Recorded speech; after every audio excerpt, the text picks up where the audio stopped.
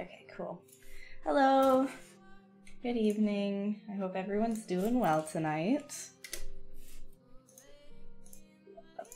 First, how are you, Mord? How's it going? How are you? Okay. Hey, Les.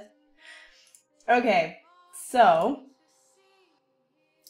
start this off like I normally do.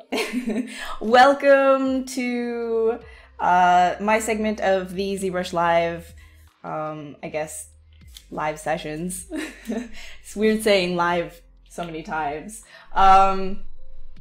Basically what I do here is I take this sphere and I mash it around a whole bunch and I try and find some shapes or concepts out of random shapes that I create, like this random kind of like mess of everything. And I find it's actually a really good way to practice your vision as an artist, and also just like to see where you need to improve and just to have fun and just practice being like an artist, because a lot of the times you get really attached to looking at reference, and reference is essential for your growth as an artist, but a lot of the time the copying can become redundant, and sometimes you need to just break away from that to keep yourself motivated and just have some fun, like in a sense like sandbox sculpting.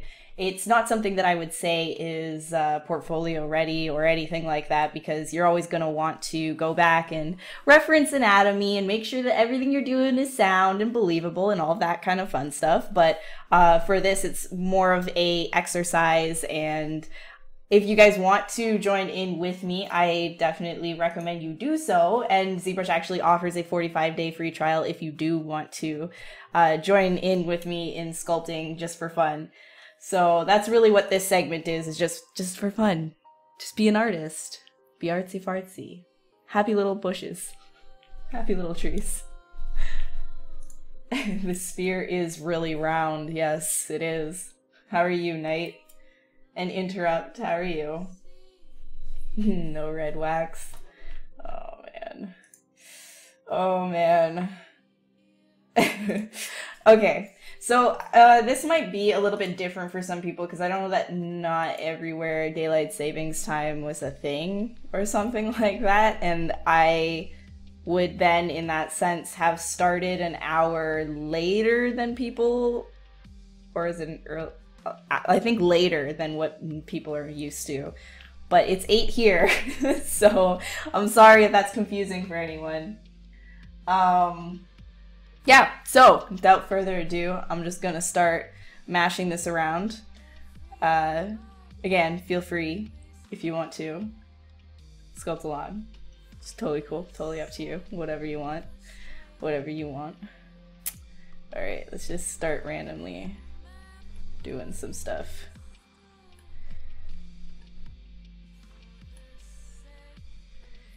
And at this stage, everything can be nice and loose, loosey-goosey, because it's not really about keeping anything clean. It's about just kind of like randomly finding like a shape and then going from there. And I usually like to stay in the move tool for a while. Dynamesh this at a pretty low resolution, and maybe not that low, maybe like 20s. Yeah.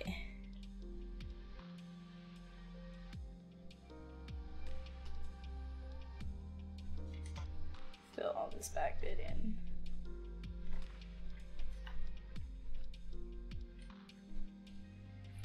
This is looking like we could do something like a skinny face. A bit.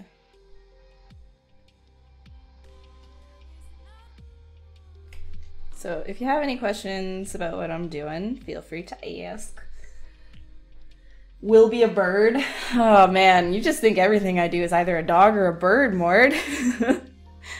So brutal. So brutal. So sometimes I like to change the scaling of my overall model too, by the way, just because then I can use the dynamic brush Otherwise, it ends up getting a little bit too big for the canvas in general.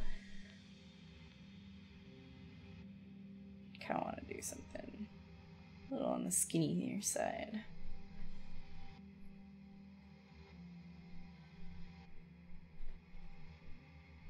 I still don't really know 100% what this is going to be, but that's sort of the fun of it, is not really knowing what it is and just kind of like letting it become whatever it wants to become, you know? Right.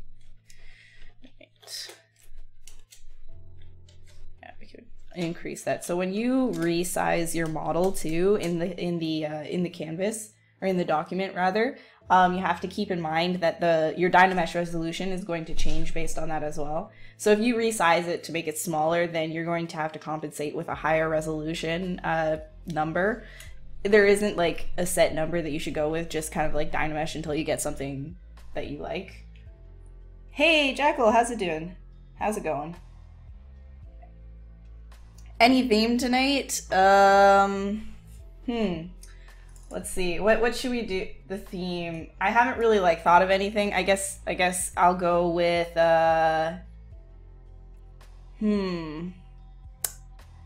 Let's just say like a thin alien.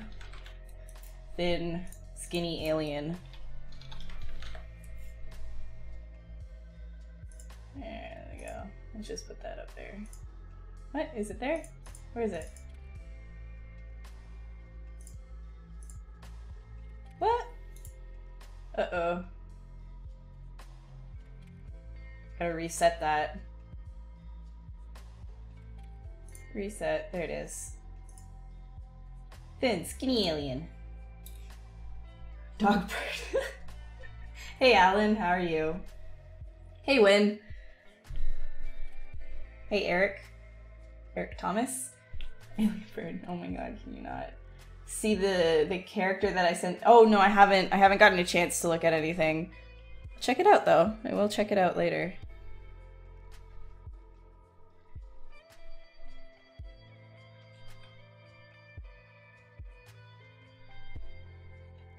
So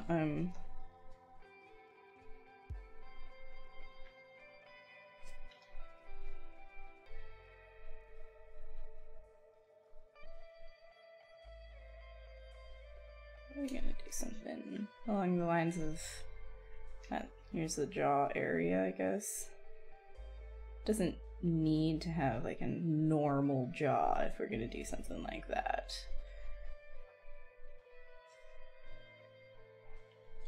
So anytime that you're doing any of this concept stuff, it's good to, like I said before, stay really low and kind of work out what the overall silhouette is going to be, because that's the most important thing, is having a readable and enjoyable silhouette. Because if it is you know, you've got all these details going on but the silhouette doesn't really like read as anything, then it's just kind of like a waste of your time. Because what really like hits the viewer first is how it reads, like the outline of it, the bigger shapes of it. How does that read when people are looking at it? It's the first impression. First impression is always very, very important.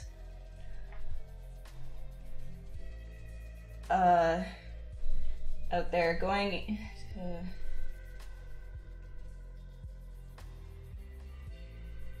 wait, sorry. We're gonna bring it into ZBrush and subdivide a few times and then project all the ever-loving hill. Yeah, you could do that. Yeah, you could totally do that. If you're talking about the model that you've been working on, though, that's been like, there's like hair everywhere. I honestly, like, that's a very complex model and it's gonna take a lot of like finessing, a lot of work. Hey Shane, how are you? Guys, if you don't know Shane, please go check him out. He did a segment last night on the Pixelogic channel. He's a very, very talented artist as well, and he streams here. His segment was last night, and I got to catch the tail end of it anyways before I had to sleep. Okay. So we could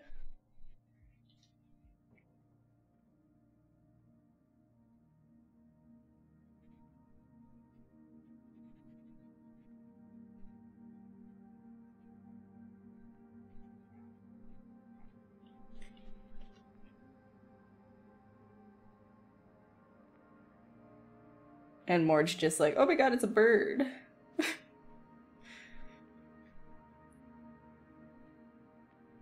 I mean, it could be a bird. Everything that I do could be a bird though, right?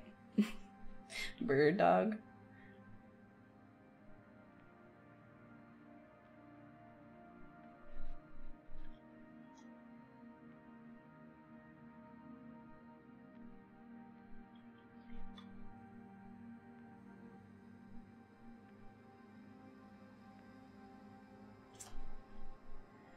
Alright.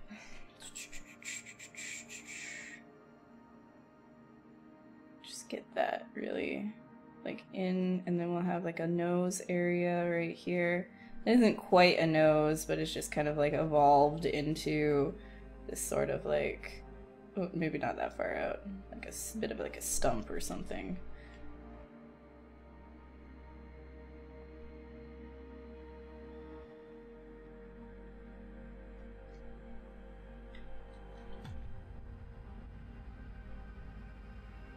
And if none of you guys are really like on board with this, this is one of those things where it does take a little bit to look like anything. So if you're new here, you'll know that you won't know that this is like, you know, part of the process, but this basically won't look like anything until, you know, if you come back in like an hour or so, it'll start looking like something, and then at the very end, you'll have like some sort of like a concept to work from.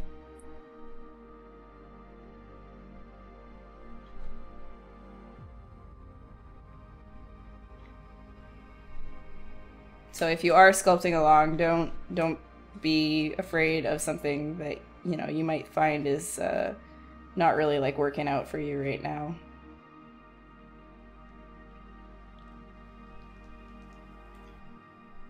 Just have to keep at it, keep working at it. I'm kind of liking this sort of neck thing going on here. And then contrast that.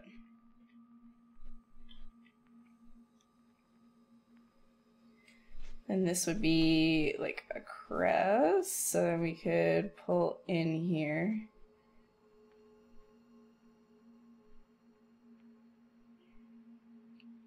Some sort of like cheekbone-y thing happening. So when you're doing stuff like this too, it is good to know human and animal anatomy, because then you can kind of, your brain, like, you know, if you're not referencing anything, but you do understand to an extent, you know, human anatomy and animal anatomy, then your brain kind of like starts putting things together in a way that like you wouldn't normally do so if you were like staring at a picture the entire time. So that's why I also feel like these sorts of exercises are kind of fun, but also interesting, just to see, like, you know, where you are as like an artist and stuff. Sorry. Hey, Babu.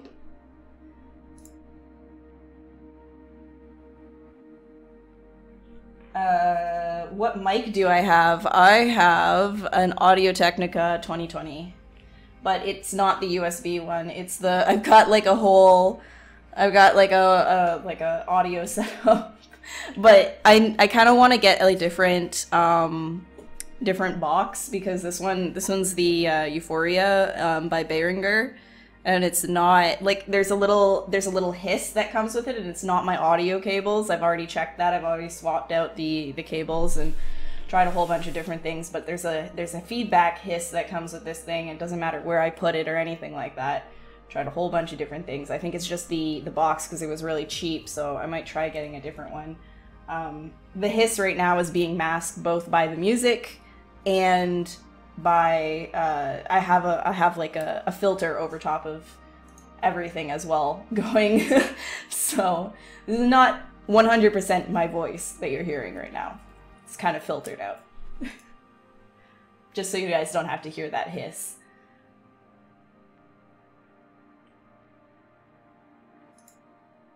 Hey, Dry Otter.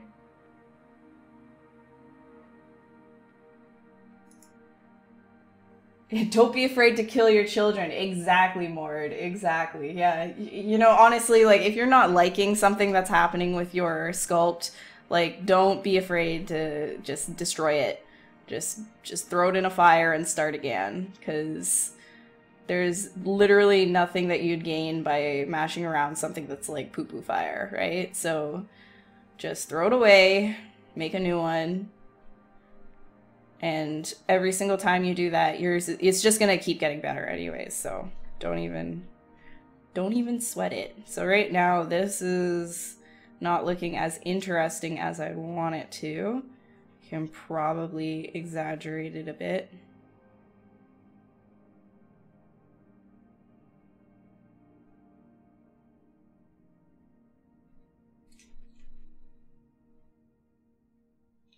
I kind of want to figure out what the hell is going on here. This isn't something that I want.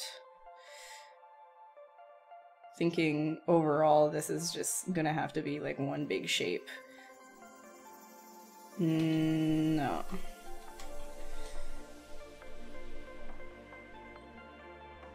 No to the under neck bit. It's not working with this.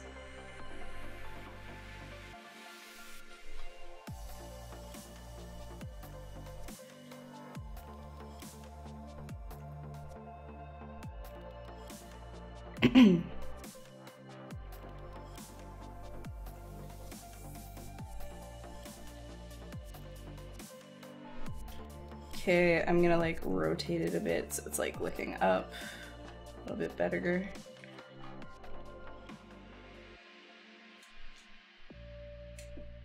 And then we can, because I'm not gonna put a body in just yet, I just kind of want to figure this head thing out a little bit more. We can start giving it some kind of eyeball action. Eyeball action.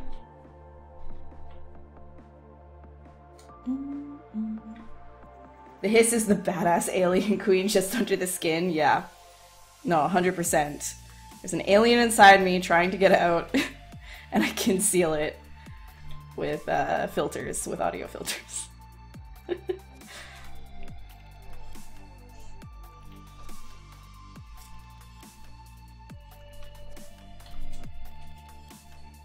Close enough to a bird? Oh my god. Actually a dinosaur. I love dinosaurs. I saw, actually, speaking of dinosaurs, or rather just extinct animals in general, I saw like there was this elephant relative. I can't remember what it's called because all dinosaur and extinct animal names are ridiculous. But it basically, like, its trunk was its mouth, so it's like it had like a really long trunk, but it was like a mouth at the same time. It was very awkward looking. But it's a real thing.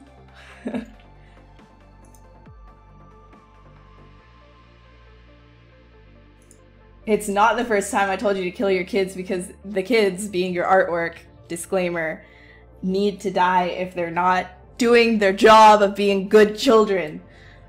I mean, good pieces of artwork.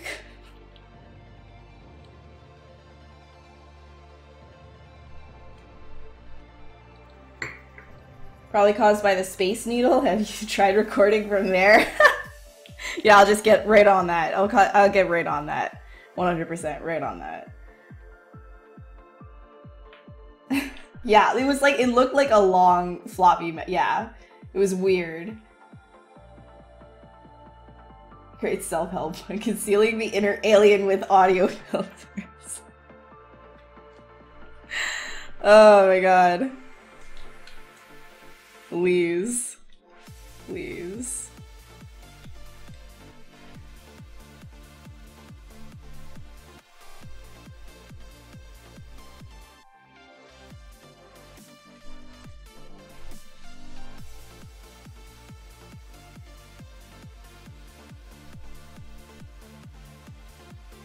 Alright, back to this thing. Whatever this is becoming right now.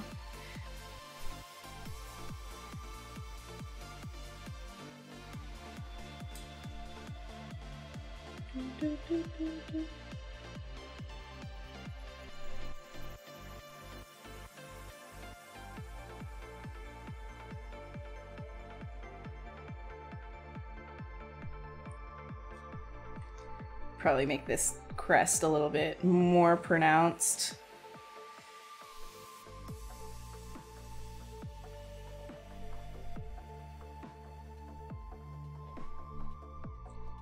And get this to be a little bit less in your face. Put this one up. Get some meats. Get some meaty action in there.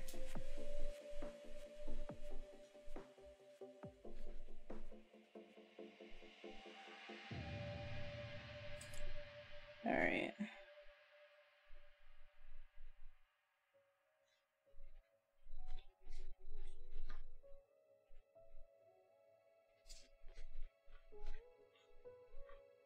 Mm-hmm.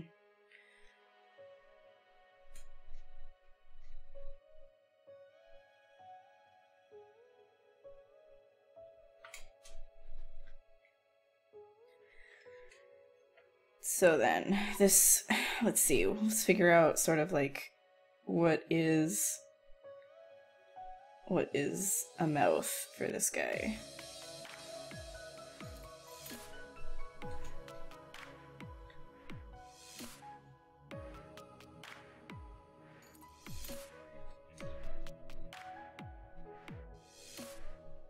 So this would be a jaw. Then we could kind of like cut away right here a little bit. Just do a little bit of like cutting away. Cut, cut, cut, cut, cut.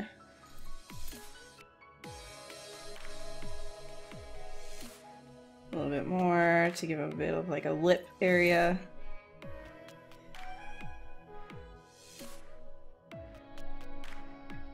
Also, all this spinning that you're seeing, I get lots of comments on like how much I spin around my model. It's important to just like keep like switching around like where you're looking, especially if you're doing like, you know, quick concept sculpts. Like if you're working really fast, you need to keep your eyes fresh and you need to be able to see like everything that you're doing. So you need to always be like back, forth, upside down, around, and in circles.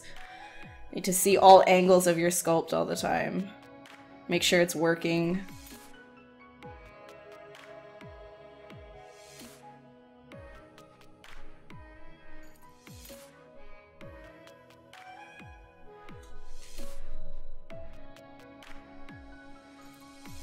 So we could probably grab this, make it a little bit chunkier. Ooh, yeah. You know me, guys. I like my sacks. My fat sacks. The kids are all wrong. Yes, yes, iron. Yes, exactly that. The platybelodon, or however you say it. Exactly that thing. It looks so weird. Like it like makes you like feel like you're looking at something that's alien, but it was alive on this planet at just like a couple million years ago or whatever. Maybe not like a couple, but it was here a while ago. Floppy disk now, yeah.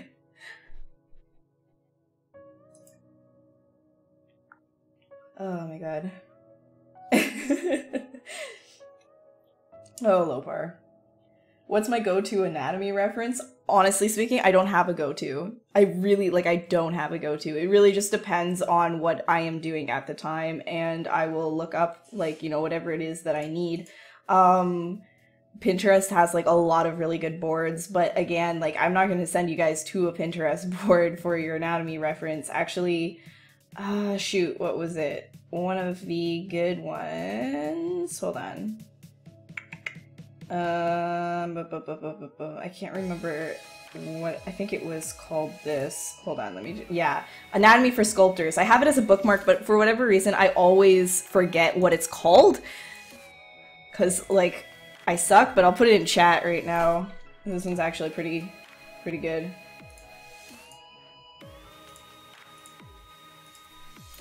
High MM feet are the only anatomy reference anyone really needs. Oh, please God, help me.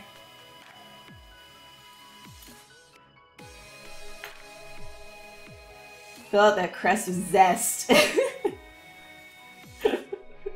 Oh my god.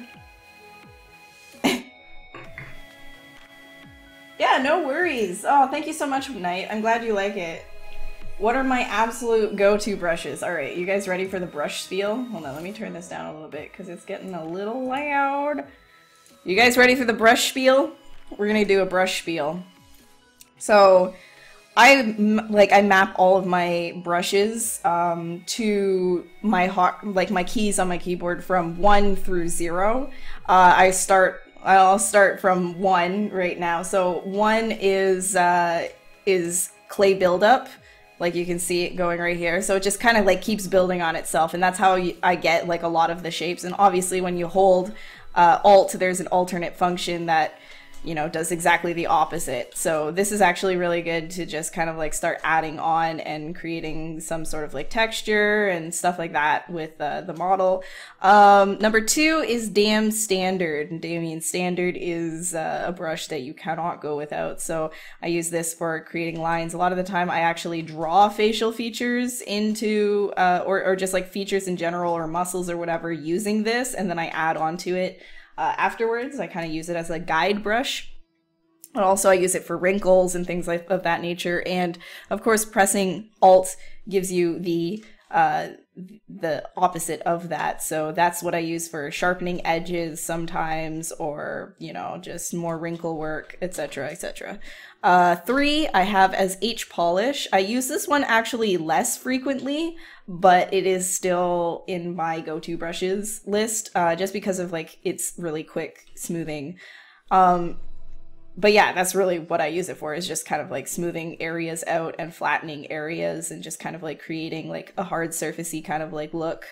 And then opposite of that, you can actually fill in areas or create like that, what you just saw right there. So it's not bad. It's pretty good.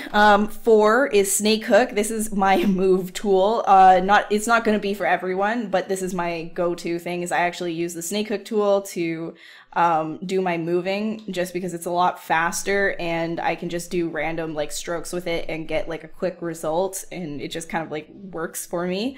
If it works for you too, then that's great. You'll be really fast at what you do. Inflate is number 5, and that does exactly what it sounds like. It inflates just like this, right? And the opposite does exactly the opposite. Holding Alt does the internal exflate, deflate. English. Yeah, so that's what it does. I use this a lot of the time for subtle wrinkling or just bulbous sort of things, or sacks. And then 6 I have as my pinch brush. I love the pinch brush. I am so obsessed with the pinch brush. I use this a lot for my stylized work too, like creating stylized characters, and you can see why right here. Right here, you see this? You see this? Right here. That's why. Because it pulls everything together. So I actually use this a lot more in smaller areas, right, like this, instead of the Damn Standard alternative to creating sharp edges or even the H polish, because I can just pinch it all. And what it does, here I'll show you something, one of the tricks that I use. So this is a new sphere. So if you took your pinch brush and you start pinching this together, now you can see the polyframes, right? It just brings all of the polygons together right here, right? So then if you smooth that out, you're immediately left with a hard surface, right, like that. And then you can do it right here as well. Boom, immediate, perfect hard surface edge. So this is something that I use to create really like hard planes and things like that, or just really stylized looking stuff, or even just like anything hard surface that I do. I just do this really, really fast. It works way better for me than, you know, building up and then like, you know, the method of, okay, I'm just gonna like hash everything out, like panels this way. Okay, this is gonna be my panel. Okay, there, I've got that. Now I'm gonna have to figure out smoothing this out and then retopping and everything. Like I just kind of do this thing, right? So you can, if you can kind of try that out, if you're able to like master that sort of technique, it'll speed up a lot of like your your hard surfacey kind of stuff for concept anyways, especially like if it's simplistic anyways. That's sort of what I'm getting at. Okay, let's see. Oh yes, and then 7 sorry, 7 I have as Macut. Macut, this series of brushes you can get online for free. The reason why I like it is simply, yeah, it's a hard surface, larger version of Damien Standard. Basically, it's just a good way to do a sharp cut, and that's really useful for both stylized stuff and just creating more planes, really. If you make that brush like really big and then you turn the Z intensity down, you can actually do the same thing that I was talking about before with the pinch brush. It does basically the same thing. So, or you could just turn the intensity way up and then get like a really harsh line. I just like that brush in general. It's a good brush. And that's about it. The other ones are not really important, so yeah.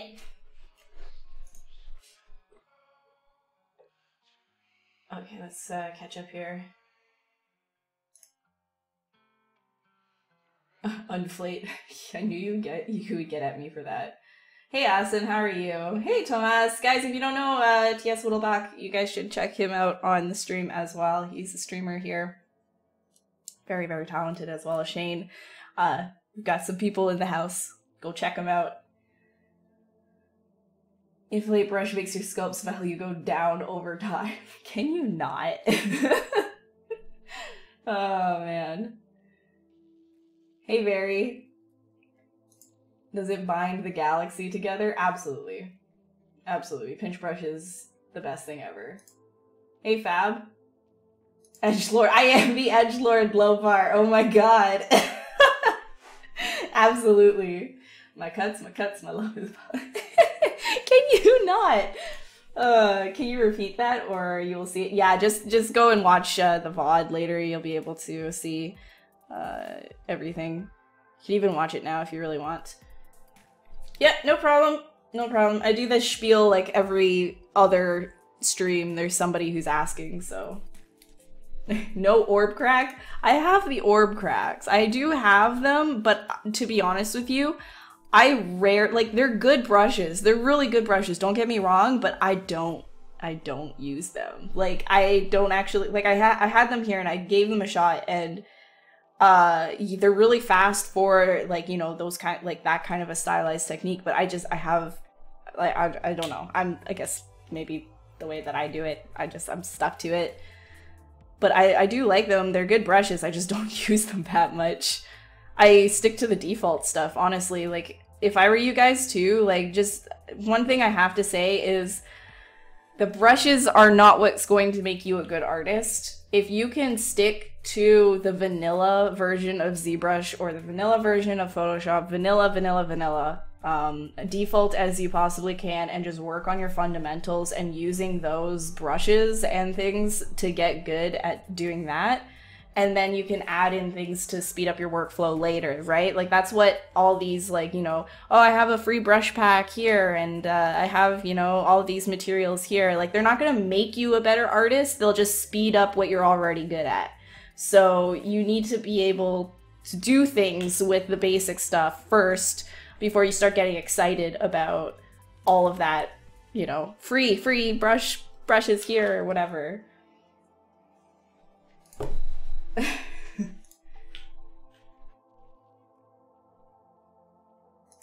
Hey Douglas, how are you? IMM brushes make you a good artist. Get out, leave. I can't. No, IMM brushes are really useful, again, for speeding up your workflow. If you just IMM a whole body and you're just like, done, get out, leave. Your Instagod brush? Oh, okay, please, I need that. I need to be better. I do, please. Can you just give me a script that, that completes all of my artwork for me, please? Please.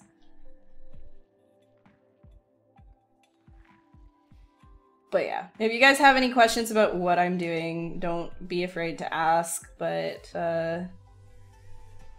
I'm going to be randomly talking about stuff as I go. However, I'm not going to always be able to completely talk about everything that I'm doing. So if you're curious about one specific thing that I start doing or whatever, just let me know and I'll slow it down and I'll talk about it.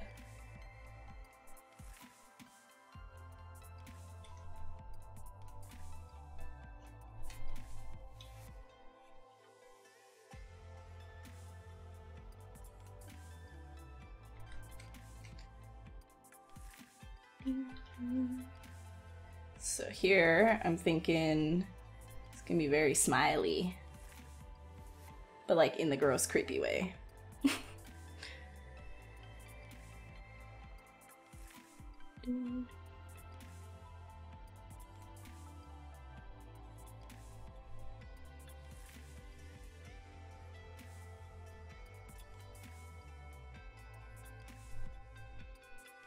Oops.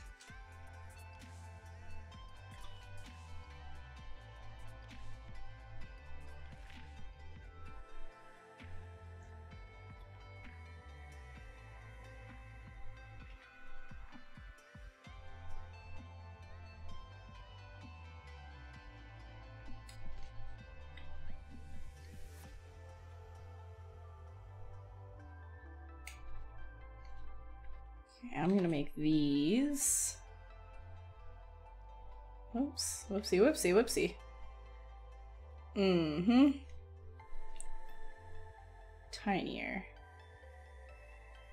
And a little bit more spaced apart. Give that like really like weird feeling.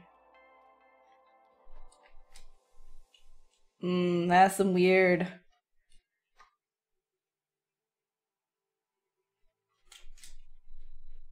Actually, I like the idea of like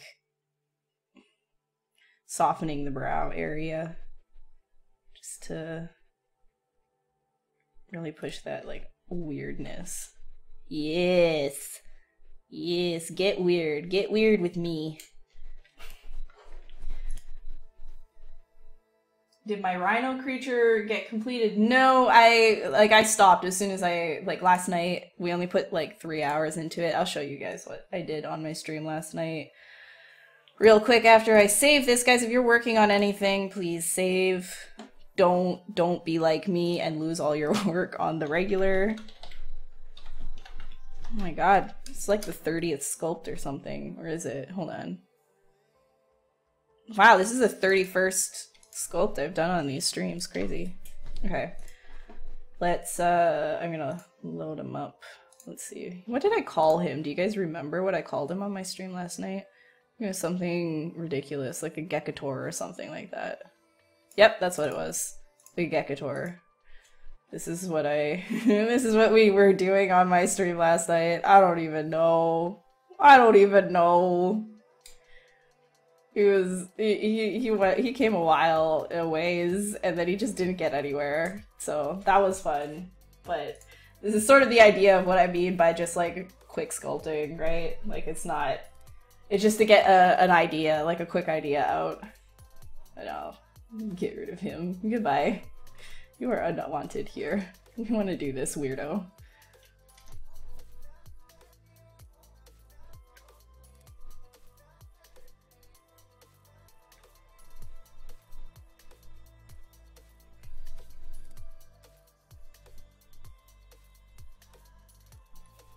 So I kind of want like all of this to just like attach right here. It would be kind of fun.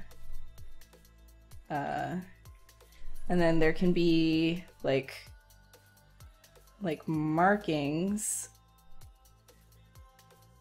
but overall it's just going to be relatively flat, I think. And then right up here.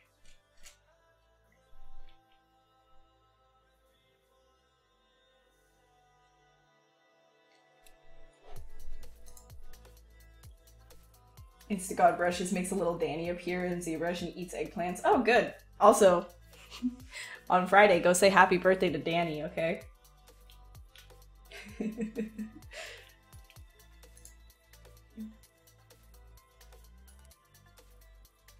Sorry, fast typing. Wait, what? Oh yeah, no worries. Yeah, it has been a little bit. Last week I did stream. I was really busy. I was in a little bit of a crunch, so I had to do work. Sorry. What is my principal source of inspiration when you're not in front of a computer sculpting? Nature, really. Like, honestly, when I see, like, there's, like, some really weird stuff. Okay, let me give you an example, all right? Let me just give you an example of some crazy, weird stuff that I found. I made this, like, a quick, like, tweet the other day. But it's, like, you can find, like, crazy, sort of like character ideas out of absolutely like random things in nature. So here's an example. This one grasshopper right here. Do you see this? Look at how much of a character this guy is. Look at this. This is a real bug. This is a real thing, you know? So like if you just like look at nature, man. I'm telling you, there's like some crazy stuff there. And you'll be able to come up with like some really crazy things because there are some really, really messed up animals in this world. Like it's nuts. This thing is called the horsehead grasshopper. It looks like a stick bug, but it isn't. So that's kind of what I mean. It's just like look at nature. You're gonna find some like crazy stuff.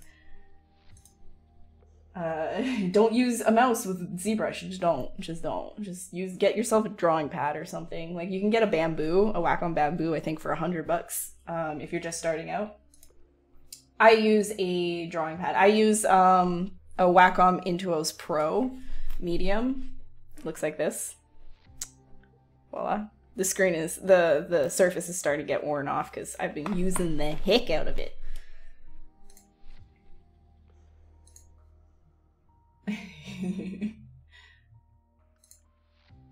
Sorry, I'm catching up.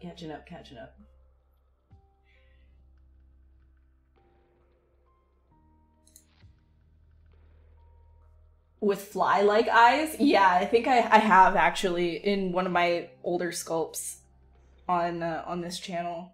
I think so. Danny does age quick. Lots of Danny birthdays.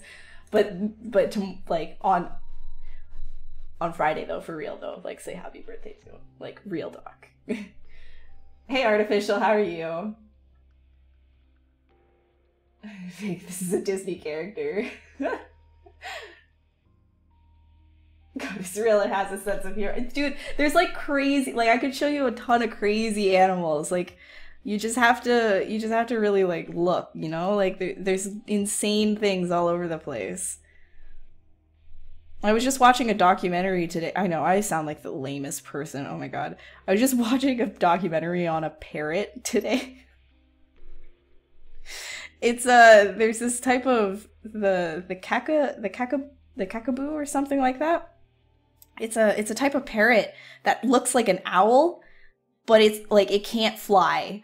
So it looks absolutely adorable, but it doesn't look like a normal bird. Like it looks like unbelievable. It's so cool. And it's like the sweetest thing too. Like a lot of them are not afraid of people. But they're endangered and there's only 160 of them left.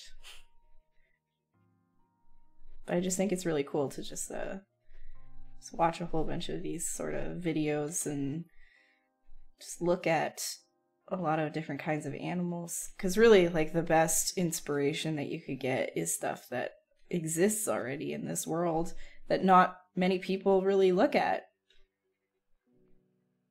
And I always say this, but I always feel the need to keep saying it, is you know, your imagination is 100% built off of things you've already seen. There is no way for you to come up with something 100% from scratch. If you try to think of a color that doesn't exist, you can't.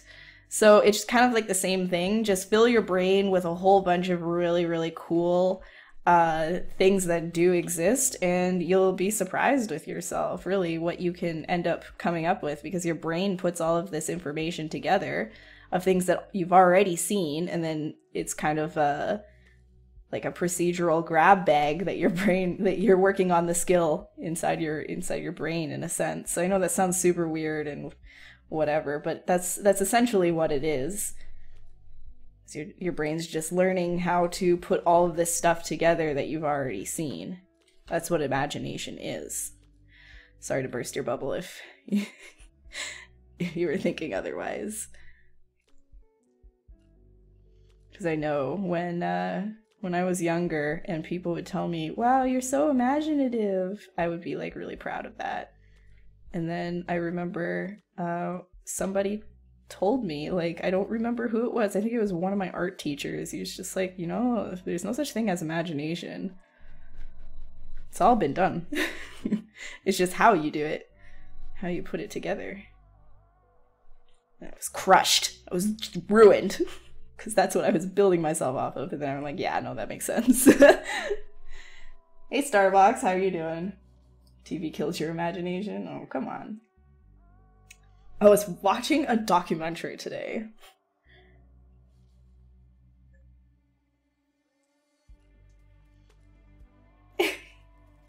History dramas? No, I can't. I'm not like that into not really that into like history stuff. Like I am, but I'm also not. I don't know, I'm rather watch documentaries on animals. BBC Earth, what up?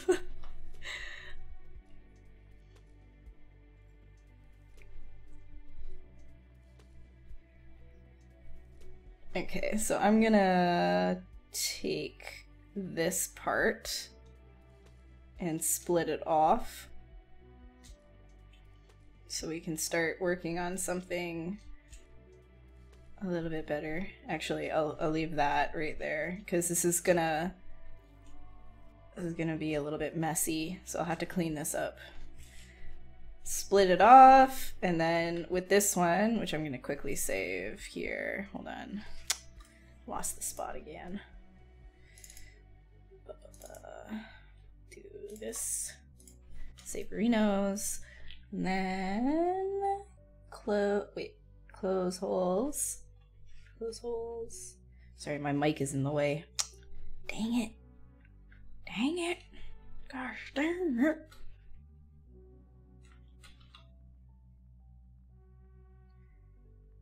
Okay, and then with this one, yeah, we'll split that kind of stuff later. This can push it in more. Pull that out. And now we have a little bit more of a malleable area to work with in terms of the gums and the teeth. We can actually open this up even more.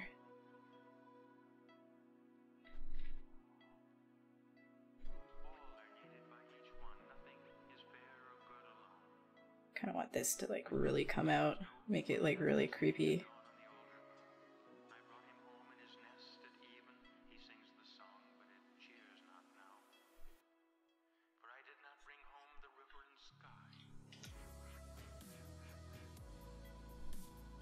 Just making the shape, and then I'll start carving out of it afterwards.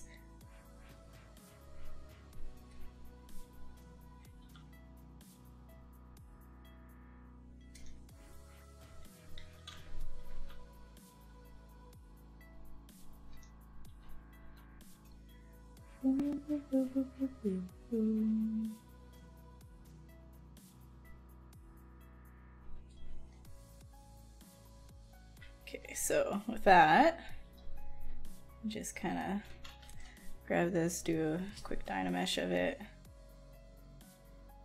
and then here would be the gums. Gums, gums, gums. And then we can start putting some teethies.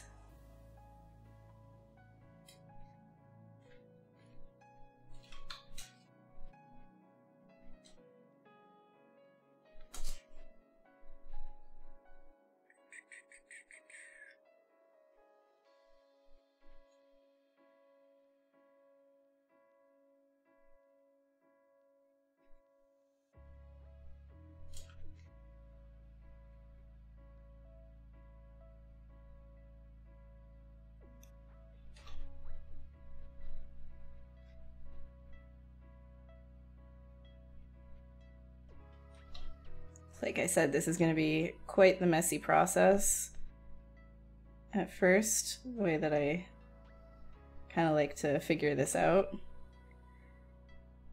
But this is what I was talking about before when I said that I like to do carving with the dam standard and just kind of like map out where I want things.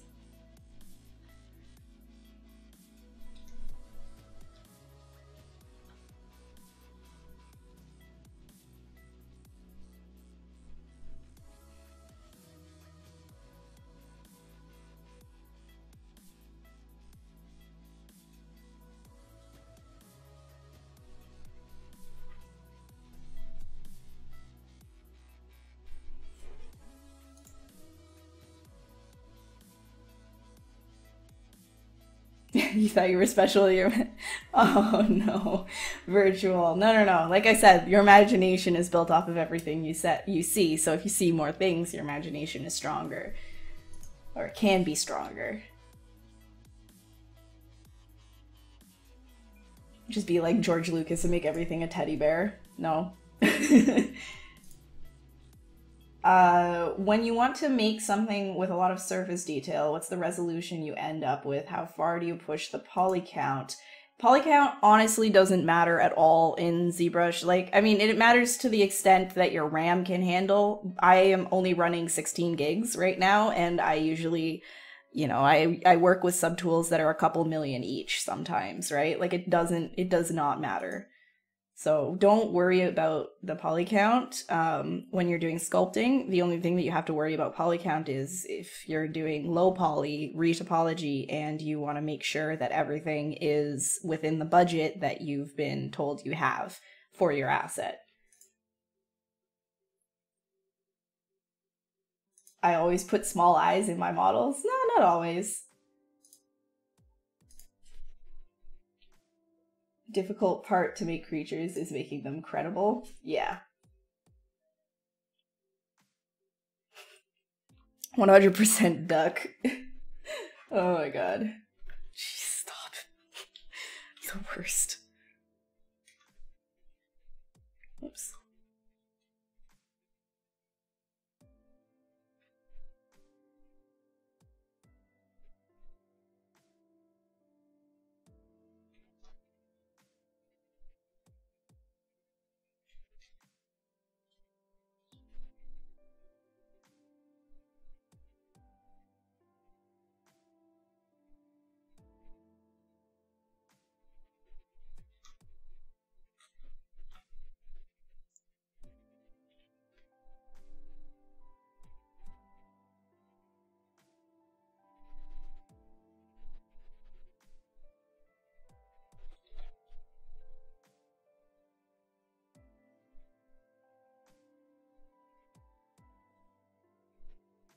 I'm just like mapping out where I want this stuff to be. I want them to look kind of gnarly too, so that's why we've got this going on right now. These gnarly teeth going. Mmm, tasty.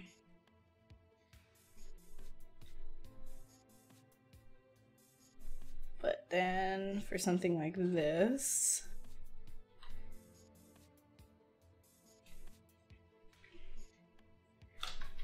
like I said before that I want it kind of flat. Kind of want it to look a little bit like really awkwardly creepy.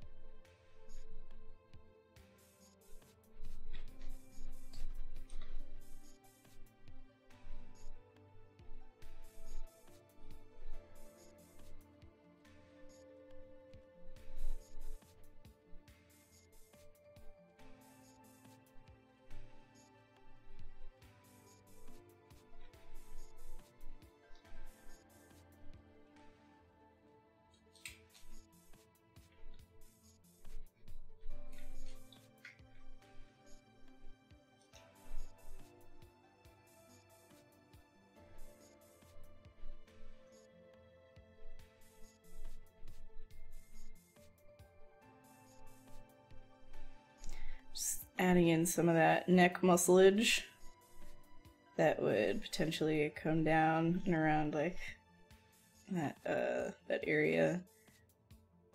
So just want to make sure that we're getting some kind of like head.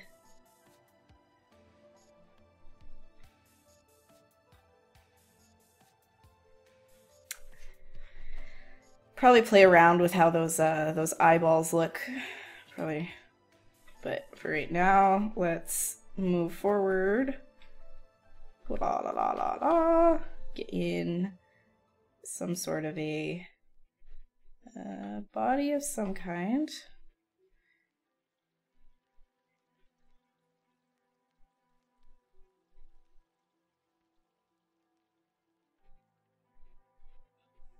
Now, I did say that the theme is a skinny or alien type, so try and keep it in that sort of like idea, because I do have a tendency to like bulk things out. I really enjoy like my big chunky creatures, but I'm gonna try and keep it a little bit more skinny this time.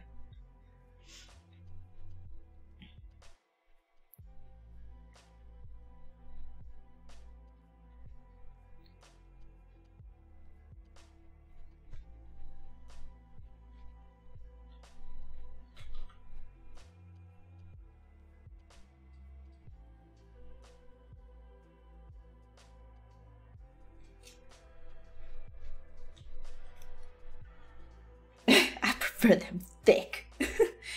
Do I use shortcuts for the brushes? Yeah, I went over that earlier in the live stream actually. Mayor, you can go and check that out. I go 1 through 0 are my brushes. I find that that's easy for me. So if you want to know what brushes I use, you can check that out in the stream earlier. I won't keep going through it because I'm sure people who have been here will be like smashing their faces on the keyboards. Like, why do you torment us like this? Because I like it. No, I'm kidding.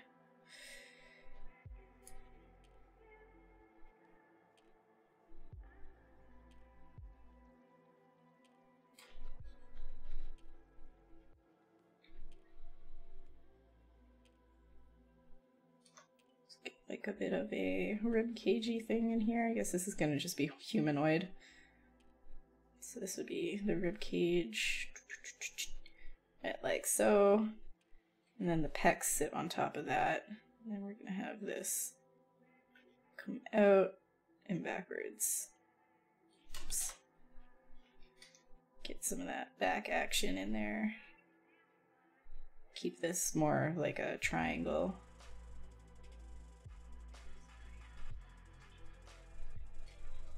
And get that down. Actually.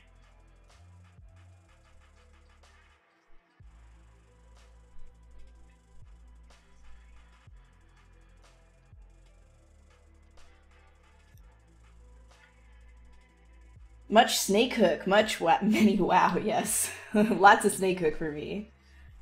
This guy suffers from permanent dry gums, I know. I wouldn't want to be him. Or her. Whichever.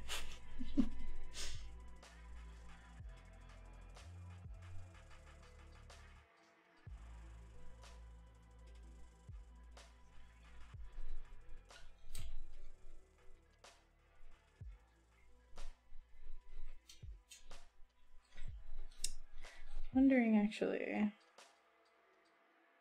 can make it even weirder.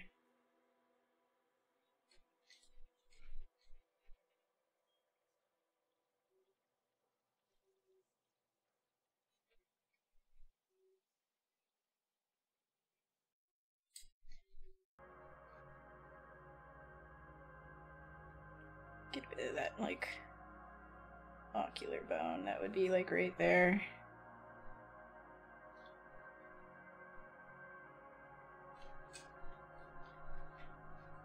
Yep, that's weirder.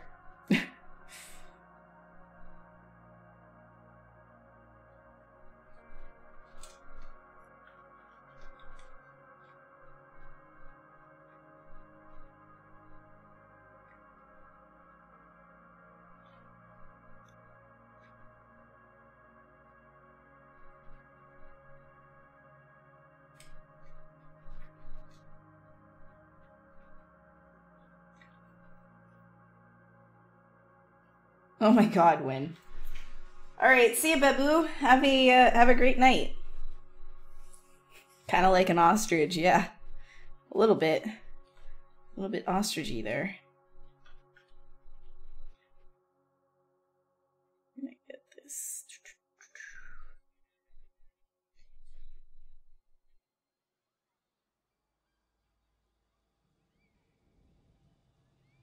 I want to really push what it is to be this kind of like an alien, like, let's see, how's this rib cage gonna go? Like, I keep everything like really rough right now, like you can probably barely understand what's going on, but that's okay.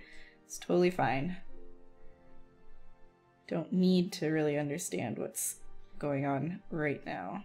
Just the basic shapes.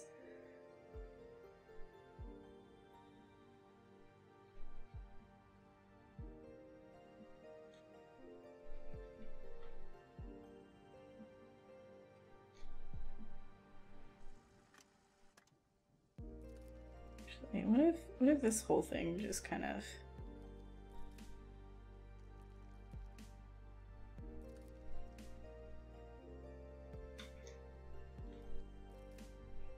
The spine just kind of sticks out.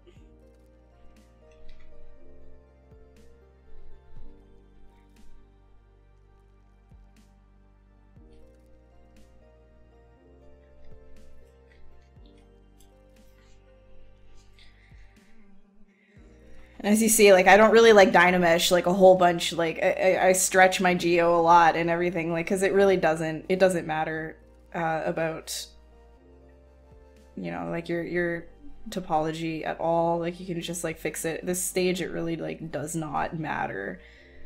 And I hope you guys are not like paying like a lot of attention to that sort of thing. It's just about sort of making sure that your sculpt is looking the way that you want it to look.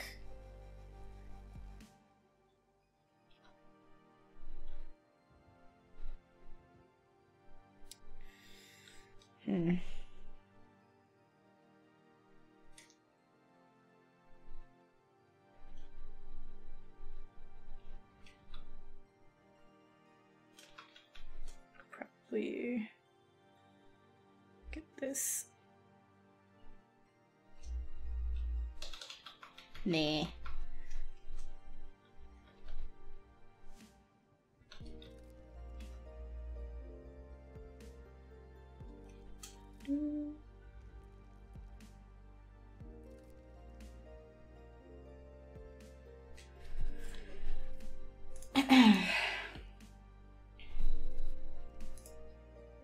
Just assigned your hotkeys, like, yeah. Yeah, no, the 1 through 0 thing is like really, really useful. Looks like your Uncle Gary. Meta. Who's, oh my gosh, Win, no, bad. Constant state of barely knowing what's going on. Well, I mean, you're not alone in that. It's too late to topologize. It's never too late to topologize. Never. Hey. From where does the Dynamesh start causing problems from you? Like, okay, if you started like doing something like this, and then like, okay, that's when I would be like, maybe not, you know, like maybe not, unless you're going for something really abstract, like maybe don't do this and then Dynamesh. But if it's like stretching like you see the way that mine is, like it's fine.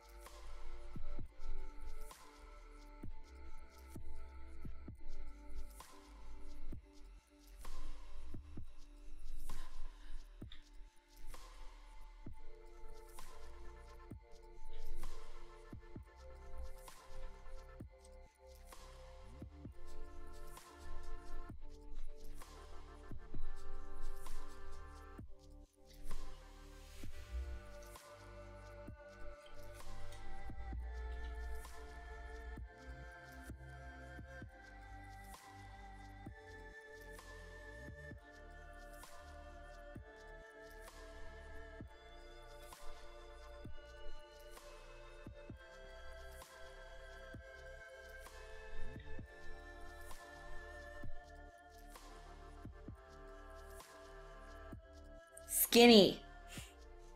Skinny. It's hard for me to just like, no. Keep it skinny. I said skinny, okay, try to keep it skinny.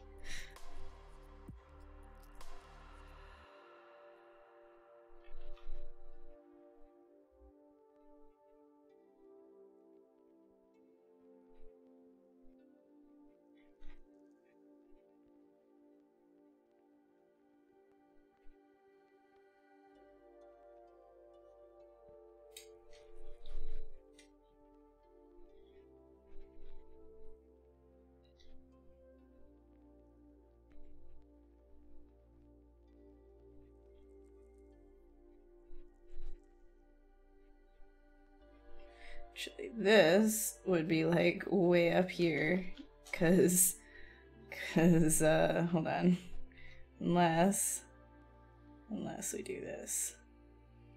Yeah, there we go.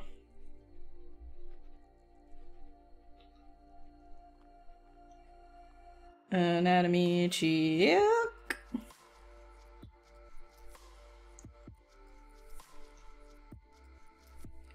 If we're going slightly humanoid, then there's got to be that tendon that supports this whole thing right there.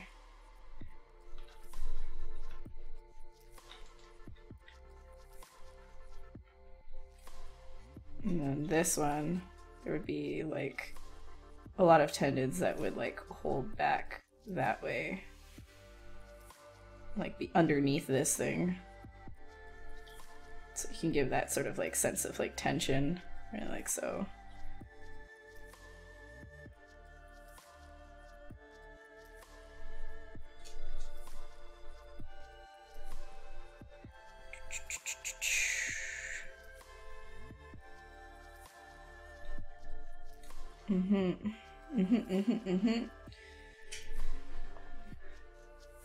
Oh, thank you, Asin. I appreciate it. Yeah, it was fun to do that Eggsy. It was really fun.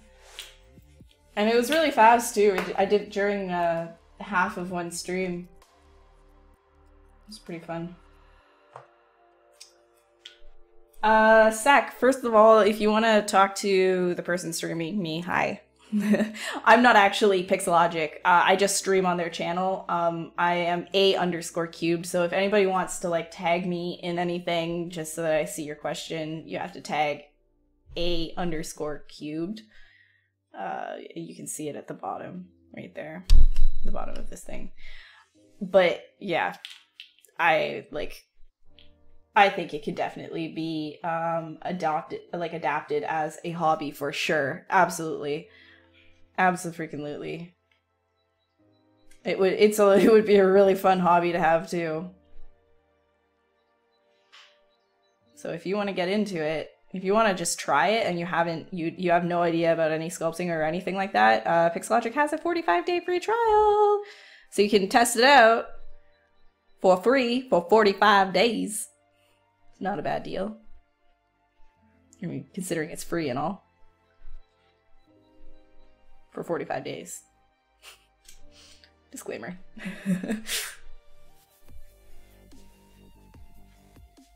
Kind of want to like make this even more extreme. Like really like. Ooh boy.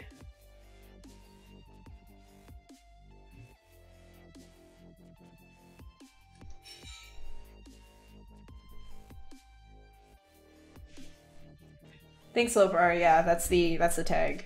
That's the tag right there.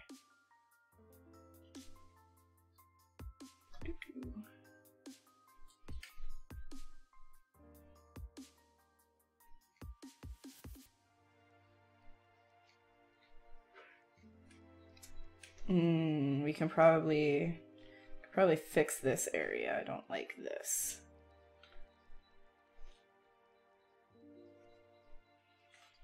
Kind of want to try and make this a little bit more exciting.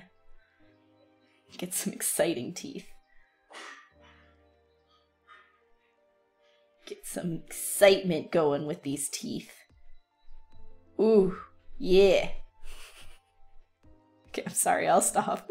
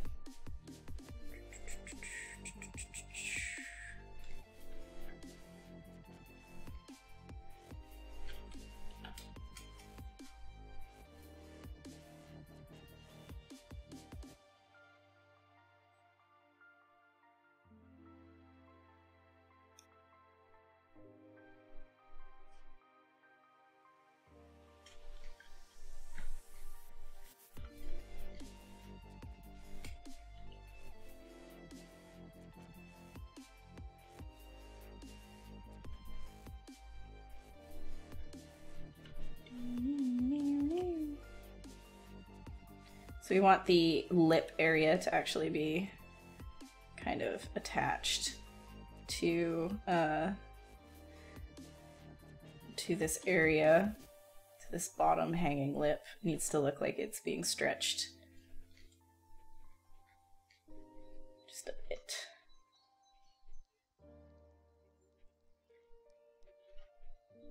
You know, like when you pull your lip down and it's got all like the tendons there and stuff.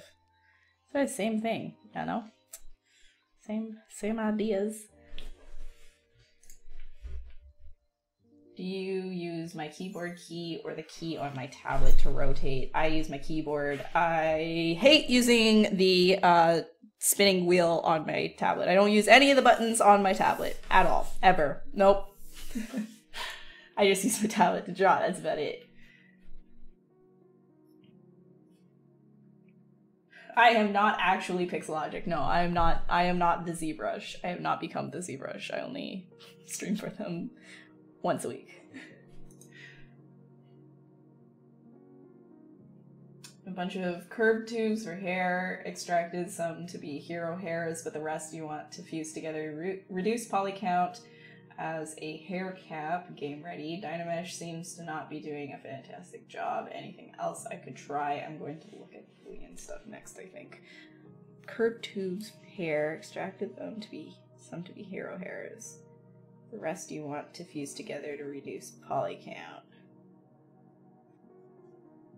Have you tried a really, really high, like a high resolution of Dynamesh? What you could also try is fusing them together using Dynamesh, but then like copying like one of the undynameshed versions of it and then projecting it and keep projecting it to try and get what you're looking for. But I would say that if you're like not getting a good result, it maybe you just need a higher resolution. All right, good night, Doug. Thanks for stopping by.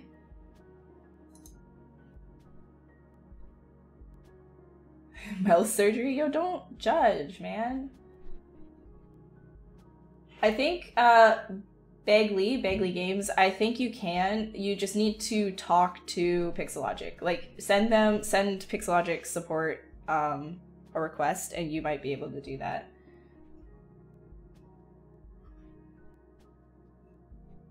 Camel, camel, camel.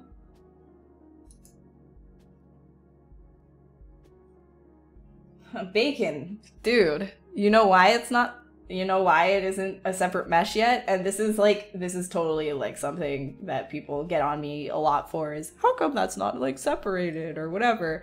When you're concepting something, not everything needs to be a separate mesh, because when you're, okay, as you saw right there, I was still like pushing around the shape of this. I'm not 100% sure like this is the shape that I want to stay with. So imagine all of this was separate. Imagine all of these teeth were their own individual objects right now without me being 100% sure that this is the shape that I want to go with. Each one of these teeth is its own object. Now, how am I going to move all of that around without merging it together and making a mess of it? It's just it's unnecessary. So right now I'm just kind of sculpting out, like making guides where I want something to be. It's sort of the same thing, and then you pull it out later, and then you can refine later. Right now, this stage is just finding shapes, understanding you know, what you want to do with the concept, and not necessarily committing to anything. As soon as you pull something out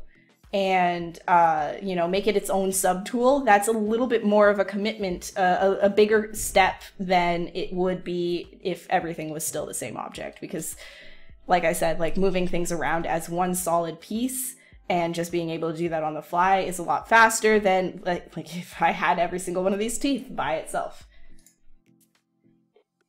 Which character? Oh, sorry.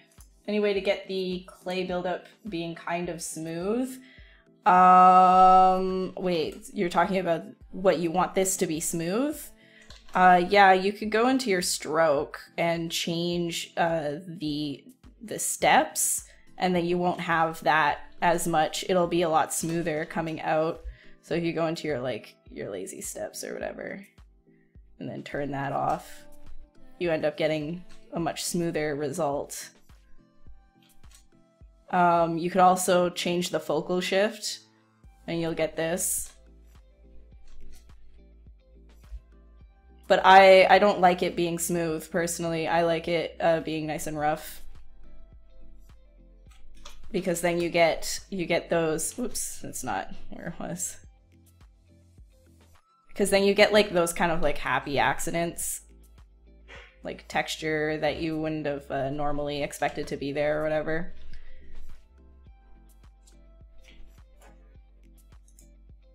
Practice sculpting every day since I started it.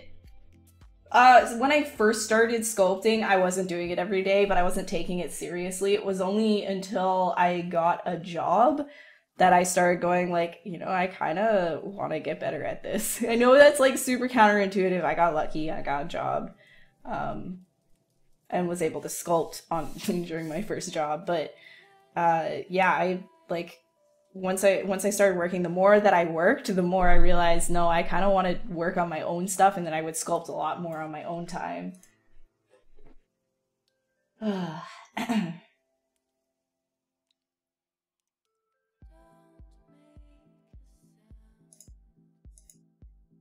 I appreciate it, Aslan. I really appreciate it.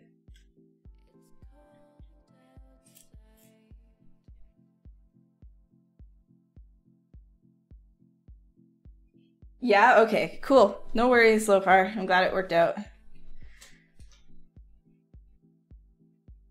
Oh man, what was this at? 0.1, I think. You know what? Hold on. Brush, reset current brush. There's this button down here in Brush called Reset Current Brush. If you click it, it'll reset the current brush that you have selected to its default, which I find very useful after demoing certain things that I want to change back.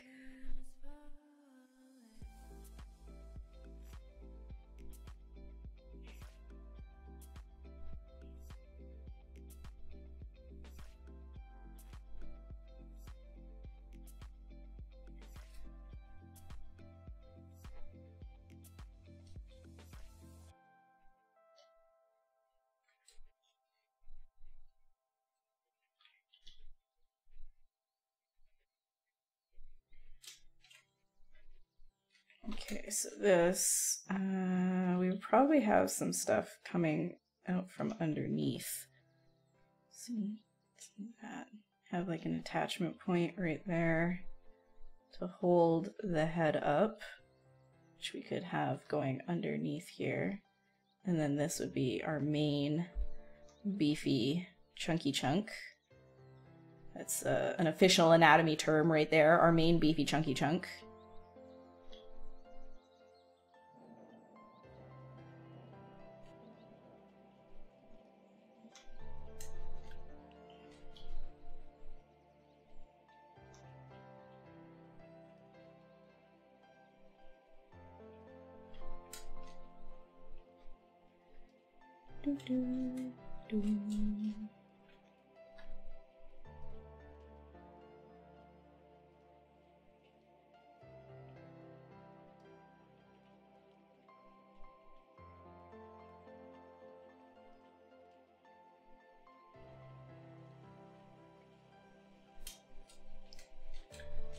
We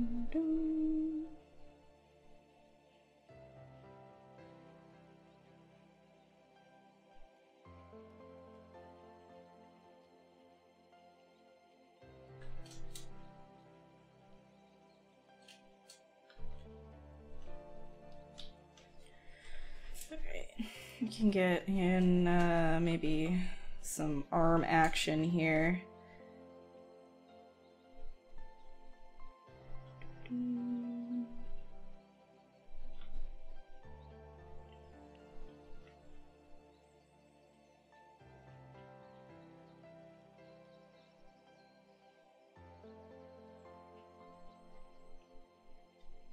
Chunky Chunk Anatomy and Physiology with A Cubed. Absolutely.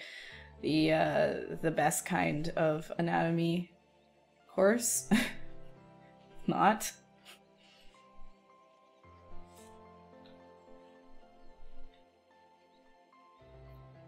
Some really long forearms.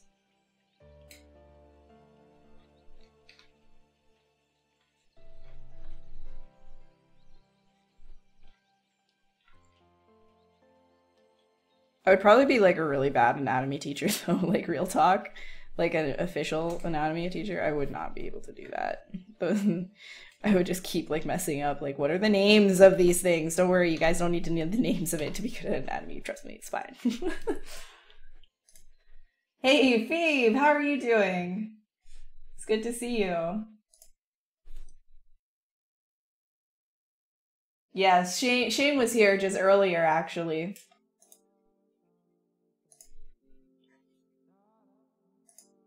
Yeah, I got hired as a character artist on a Barbie film. That was my first job, and I got to make help make the main characters of the movie and stuff, which was pretty awesome.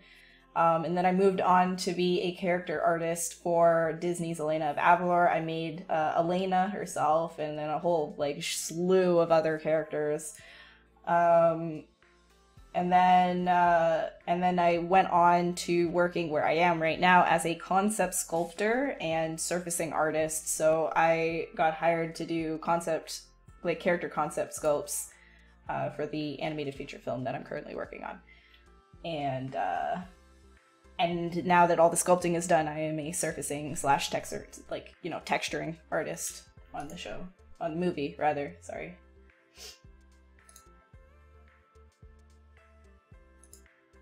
Oh, you've been working in ZBrush as well, Phoebe? That's awesome. That's awesome. One heck of a knob.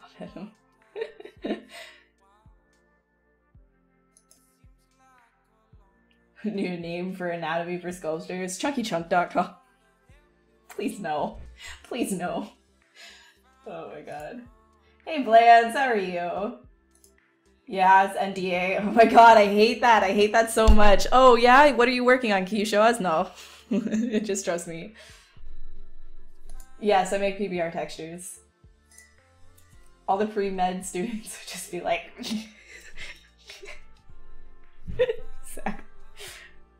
Any good ways of adding secondary detail to small detail without breaking silhouette? Basically just, if it's gonna be secondary detail and it's breaking silhouette, like that's totally fine. Like you kind of want it to break silhouette, right? Like your secondary detail. So secondary detail here is like this little like knob in the nose and stuff like that, like these little pinches and stuff. Like it's okay if that kind of breaks a silhouette. It's just like how much does it break it? It's good to make your eye stop for a second and breathe with like cuts in the main shape. So then this whole thing right here would be a main shape, but there's like a cut here, right? Like this like cut that happens can be considered as secondary shapes that you're putting inside of it, and that's actually a good thing. But if you're breaking it to a point of like, you know, it's just kind of messy, then it just ends up being a little bit psycho. Any good ways of adding, sorry, I just read that. Any chance you have any figurine of what you've worked on Barbie? Oh, funny you ask. Funny you ask. This is the first movie I got. It's the first movie that I worked on. Now on the Pixelogic channel, Barbie's famous. Oh my god.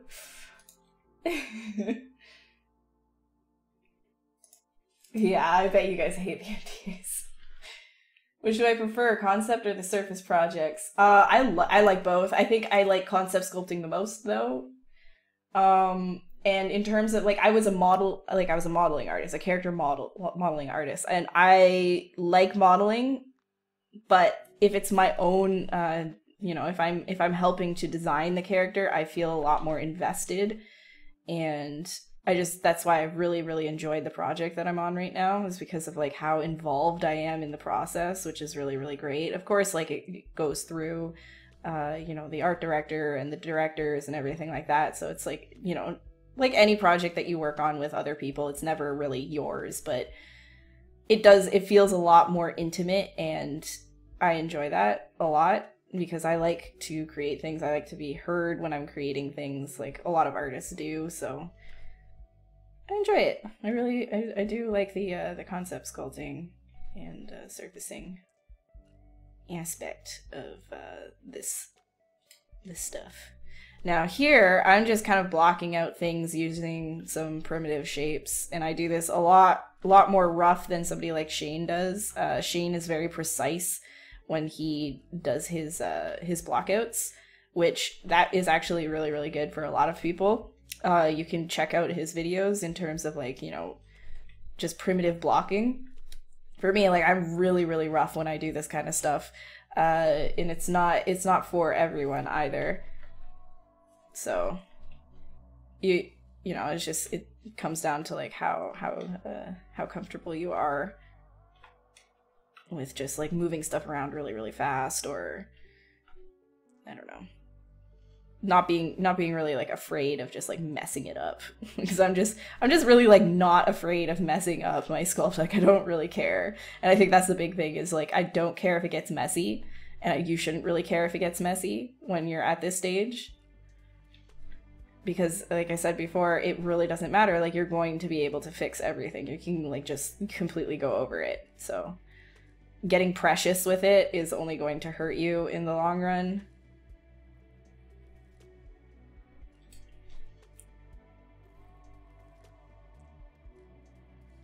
But Shane shows a really, really good way to go about it if you want to keep things really clean for stylized projects. So if you are interested in that, you should definitely check out his stuff. It's really good. Really good. Really, really good. Really good.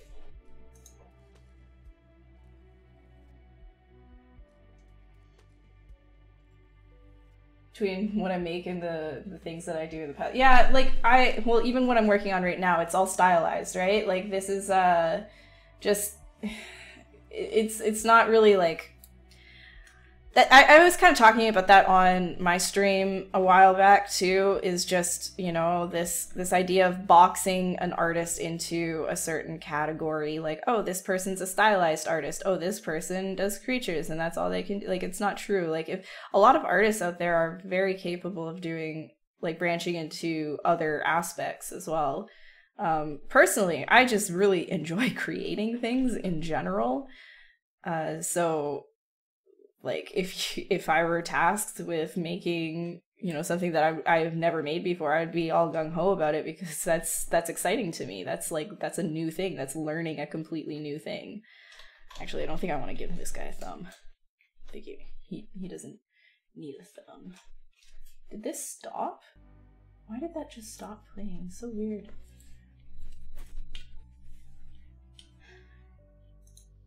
No, anything, yeah. It's working.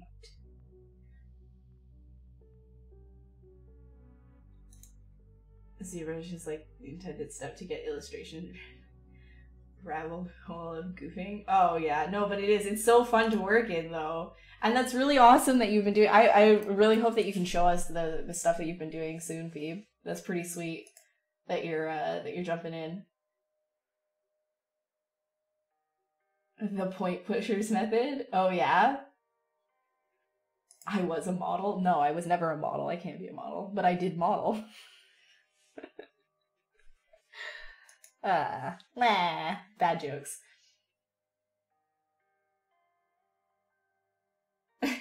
It's really hot. This is extremely close to my desk. I know.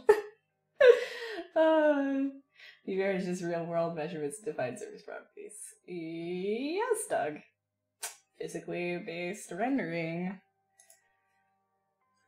Doing the shoulder arms. Yeah, got that one. Mr. Method, yeah.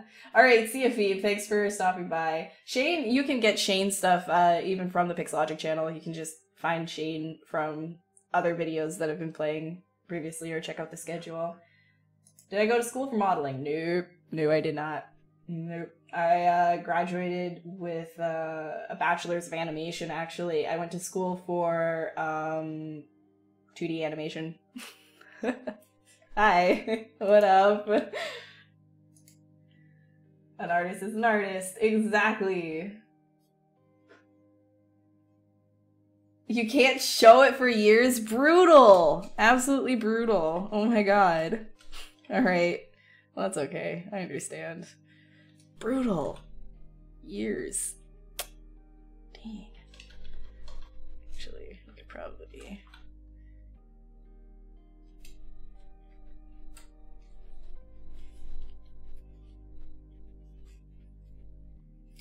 Alright.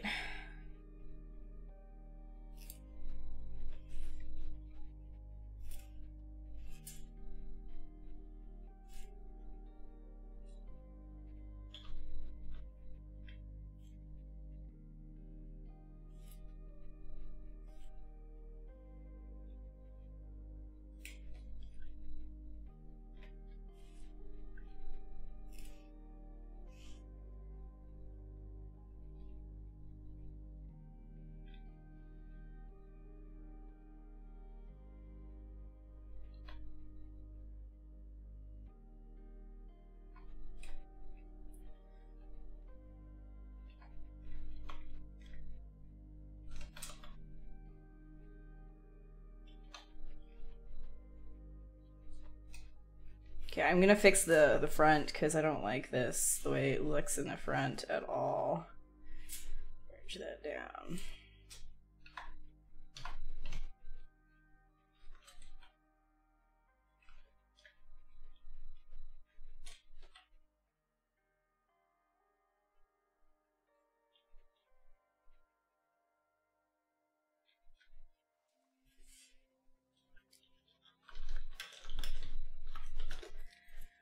Ugh, I'm gonna take like a really quick break. Yeah, save Renos.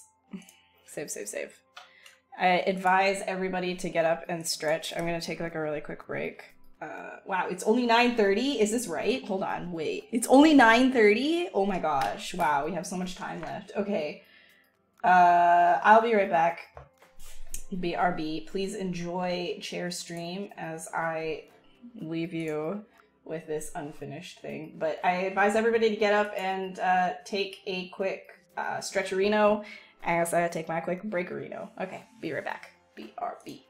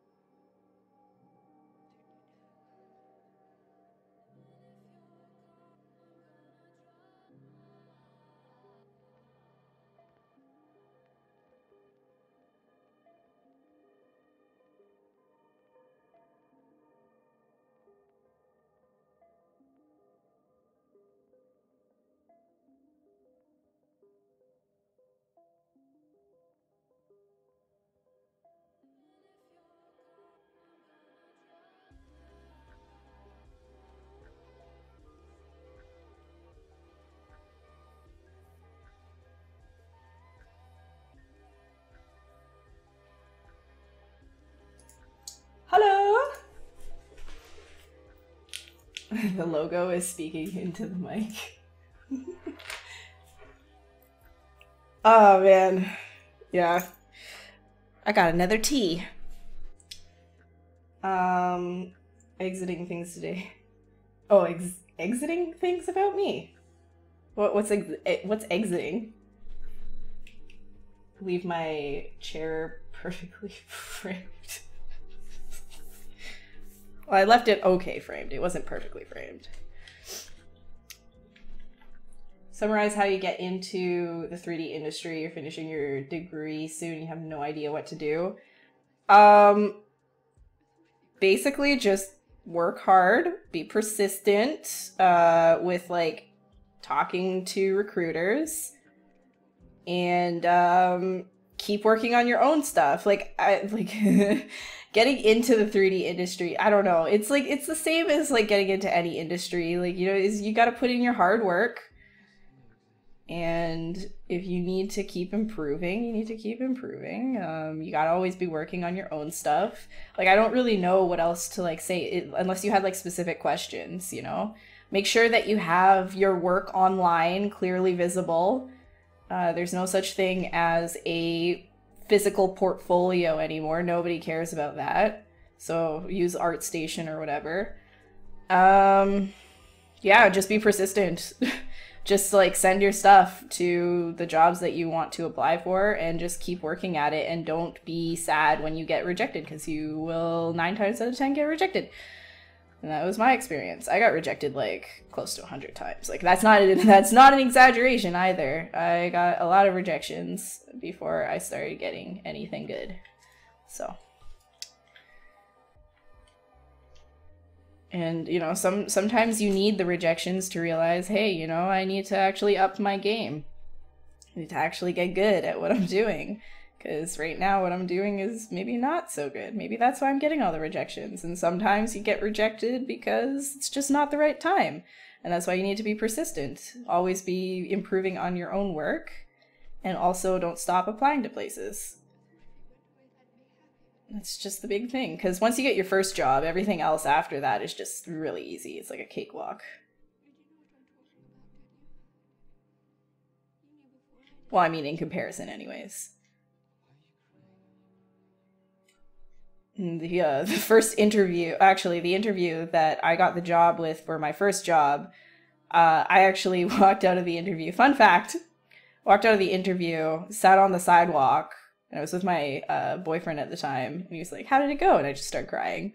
Because I was like, there's no way I'm going to get any kind of job. And lo and behold, I got the job. But that job specifically, I was very persistent. I went to job fairs, met that company multiple times, met the people there, talked to a lot of people who worked there, was asking what they were looking for. I stayed up all night when they had asked, hey, can you send us like, you know, hard surface or whatever? And I didn't have any hard surface in my portfolio, so I stayed up all night making an axe. And I sent them an axe the next morning, and then I ended up getting a job. Where to even apply? Oh man, well, there's lots of studios. There's actually like studio maps that you can look at as well. Like job maps and things, like studios in your area. Just takes a Google search, really. Apply to the studios that you would like to work at.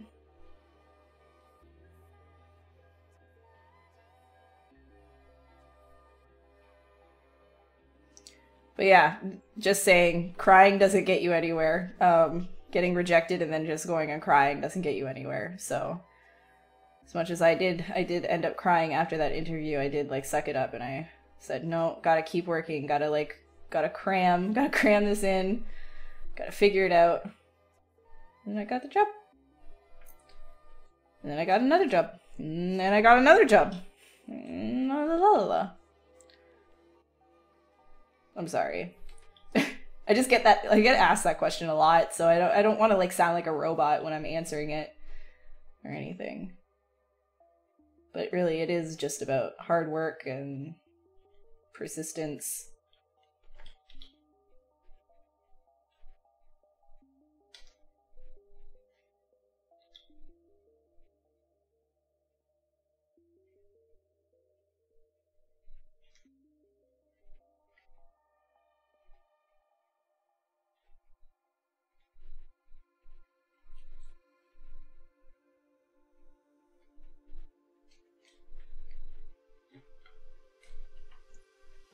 I want this boy's arms to be a lot more.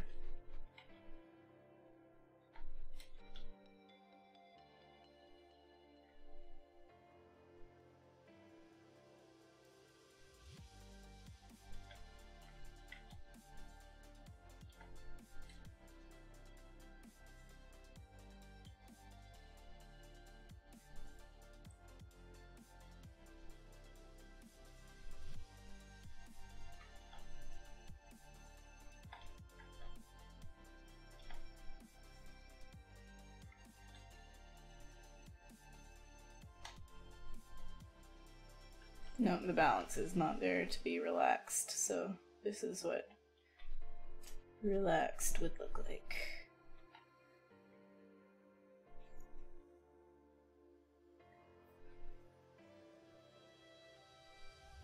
Oh, does it really? Oh, I'm the worst. Oh, okay, not BRBing anymore. I'm sorry. Whoopsies. Have I still got the axe? Oh gosh, I don't think so. I don't think I do.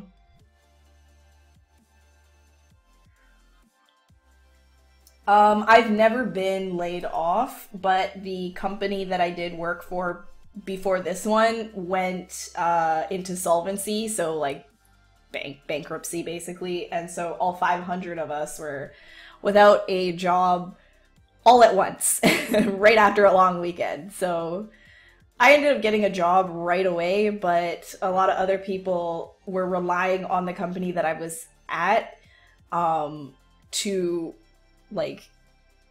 keep their visas because they had just started there. Like that was the week that they went under was the week that they would have been starting at the company. So a lot of people got like really, really messed up, like really screwed over by the company just not being honest, you know? So it was just pretty brutal. Oh my god, Varix! Geography matters a lot. You live in Ohio and you feel as if you gotta be somewhere like California to work in 3D. It's actually good to be in a hot spot. It definitely does help. But, you know, it's not impossible to find like little indie studios and stuff wherever you work, because there's lots of indie stuff everywhere. And you know what, honestly speaking, I like working on smaller projects, personally. I think it's fun. I think there's a lot of creative freedom and, you know, collaboration within your team that just makes it feel like really like good, you know, like, oh, you know, I actually am part of this project. Whereas something bigger, it feels almost a lot of the time. I can't speak for everyone because I haven't worked on every project out there, but the bigger projects that I have worked on, it's kind of felt a little less involved, I guess you can say.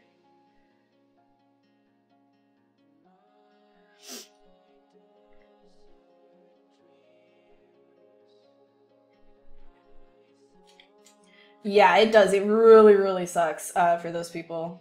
I felt really bad. A lot of people didn't know what to do. It really sucked. So that's why I say, like, you gotta be careful about that kind of stuff, is make sure you have some sort of a backup plan all the time. Because as much as I love this industry, it's also pretty unstable at times, so really you can probably see of like all the game studios that have been kind of like having issues recently.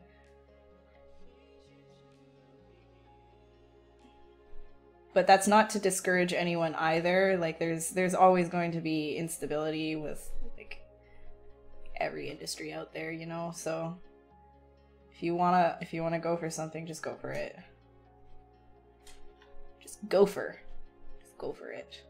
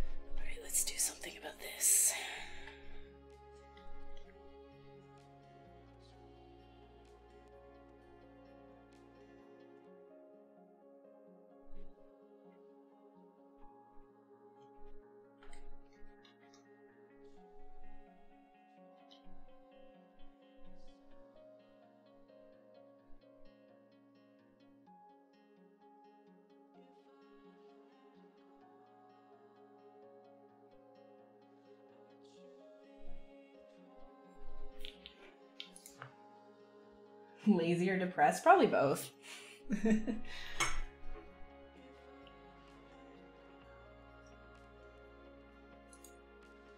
Yep, there's always freelancing. I'm currently like I'm still working at the studio where I have been for the last like year and a bit, but I am remote now, so I don't live in the same province anymore. I just work from home.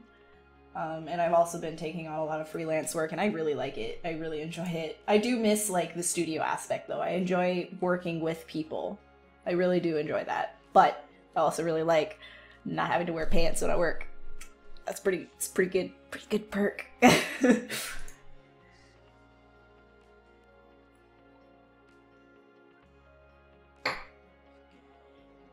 many hours do I work without rest?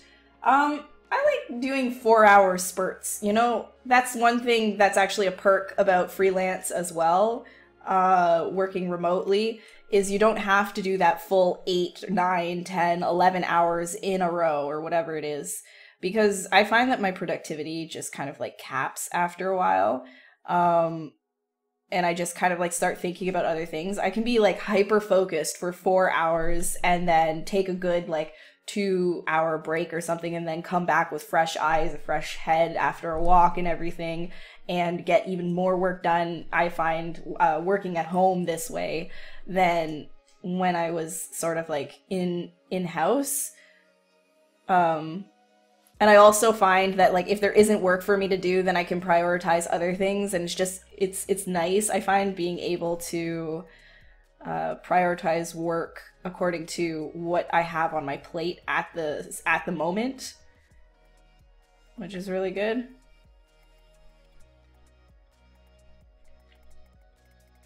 Because I know how fast I work. Like I'm well aware of like how fast I work.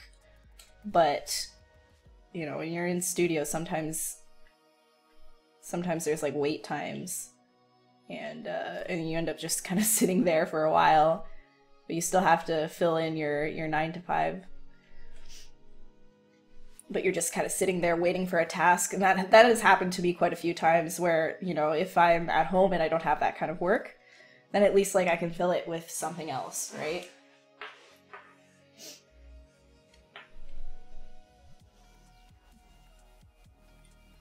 And the nice thing about working in studio is if you haven't been assigned a task and you're just sitting there, at least you're still getting paid.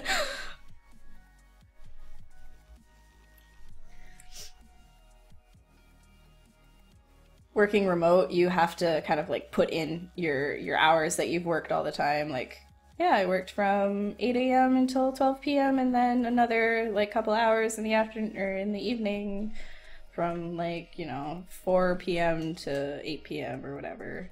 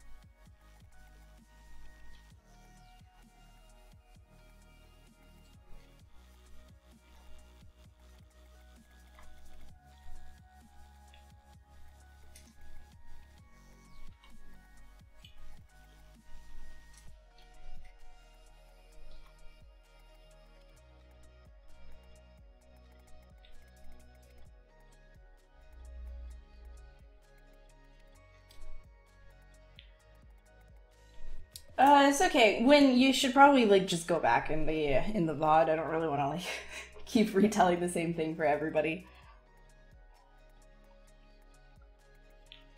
Clink. Yeah, it's 2017. Wear what you want, man.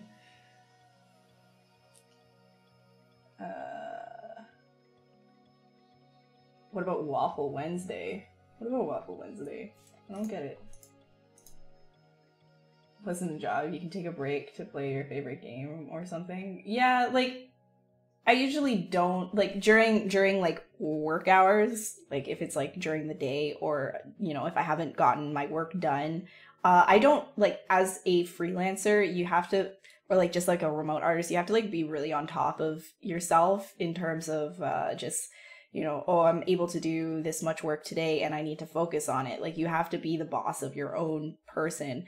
So I try not to play any games during the day and actually just in general during the week. I've been a little bit more lenient with that recently. I've been doing like a little bit of like playing games during the evenings. But in general, like I try like, you know, if it's during like normal work hours, like I don't play games or anything. Like I try to stay in that professional mindset where I'm just like, okay, I'm gonna get work done and I'm gonna take my 2-hour break. So I'm gonna get up, get away from my computer and do something else and then come back or just work on my own thing for the 2 hours and then come back to like what it is that I need to do for the client. And that's a little bit better for you as a person. You feel a little bit more rewarded at the end. Not everyone. I'm sure this doesn't work for everyone, but for me anyways, because then I'm getting like my tasks done and I'm like, okay, I'm working in this time frame. This is my work hours. These are my work hours. I have to be working. It keeps me a little bit more on track.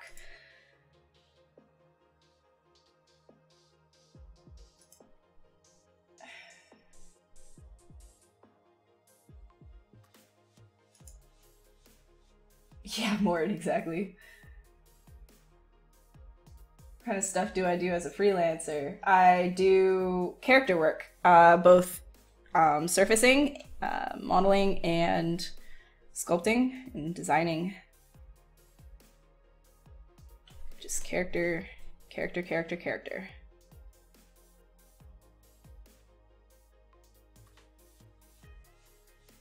I've made a few toys for people now.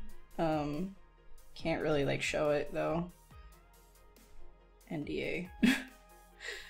And they might not even use it, but just kind of like concept sculpting.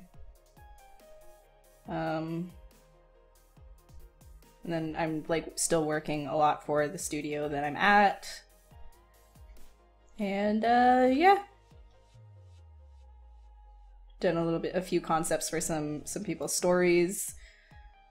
Only paid work though. Like I can't afford to just take like non-paid stuff. And as an artist, you should also be aware of that exposure doesn't feed you, it doesn't feed anyone, doesn't help anyone. So don't work for free. That's your PSA for today. Don't work for free. Don't do it.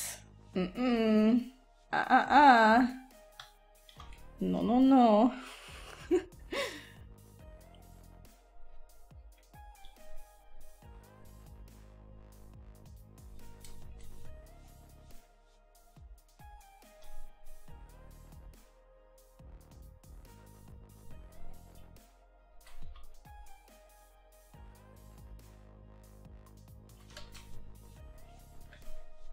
Ugh, gross.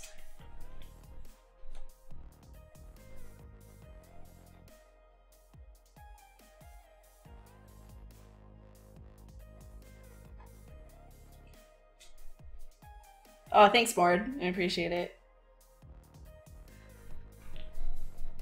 You'll be the official bot. Alright, good night, Assassin. Thanks so much for stopping by. Oh, thanks, Nizumi. Yeah, no, I don't really, like, have much of a, like, choice, right? Like, I don't know. I was all over the place when I was in school, and I got kind of a kick in the ass. Excuse my language, sorry. I got a kick in the butt earlier on in my life, and now I'm kind of like at that realization, like when I was graduating, like there is no, like I can't keep screwing around, like I absolutely can't, because like what am I gonna do, like, you know, for money and everything like that, like this is it. Like, I'm done school. Like, there's no more, uh, you know, safety zone. The government isn't giving me money to go to school anymore. Like, I gotta figure this out. I gotta pay the government back. I'm in debt. So, kind of got a kick in the butt. And I figured it out. To an extent. I'm still figuring things out. I never really figure everything out, so.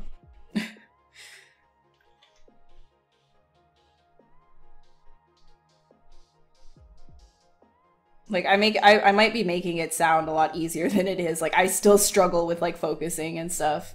So I don't think that I'm perfect, but I do my absolute best to hit my deadlines, and I feel devastated if I cannot, but so far so good.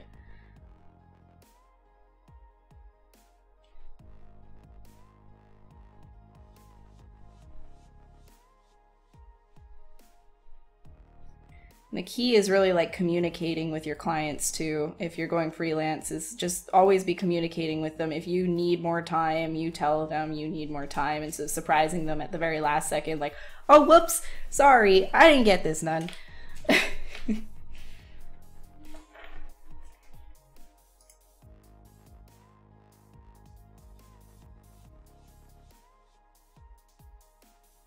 Talk about making PBR textures. I don't know what you want me to talk about, because I'm not doing PBR textures right now, so I don't really know what you want me to say. Moored.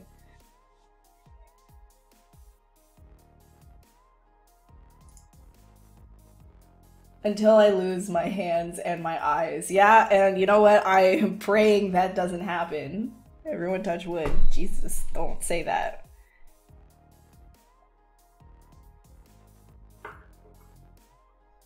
The XYZ, yeah, you just get used to it. I don't know.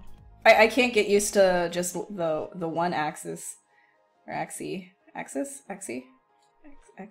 Ax?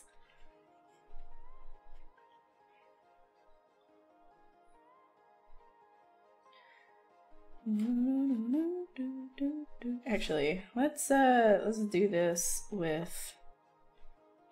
I'm really not happy with these hands. Let's try.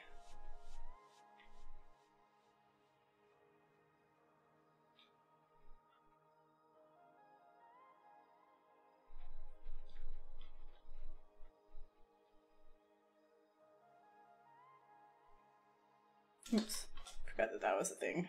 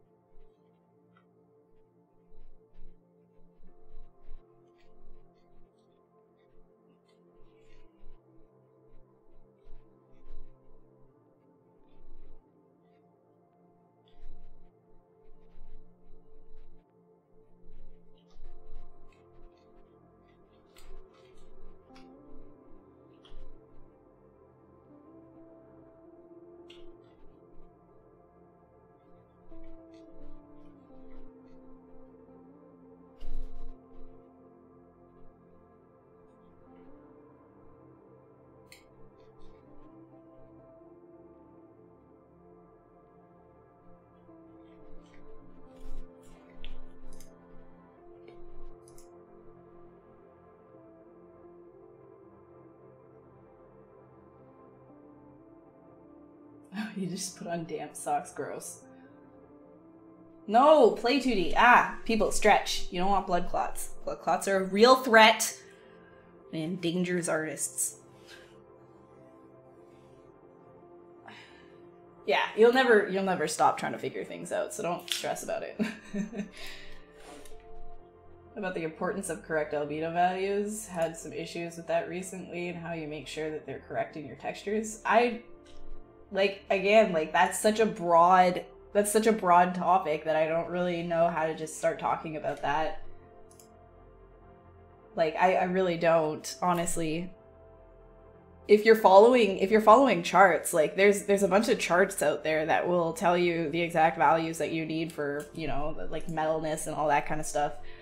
For certain materials, you could follow that, but ultimately, like, it's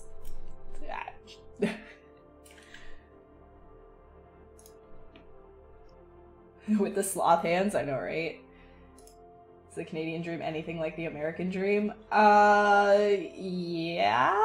Like, it's a lot of just, like, graduate, get a job, work until you get a decent paycheck, get a house, make kids, and get married or whatever, and then die. If that's what you're saying with the American dream, then yeah, I guess. Yeah, extra thanks and extra sorry.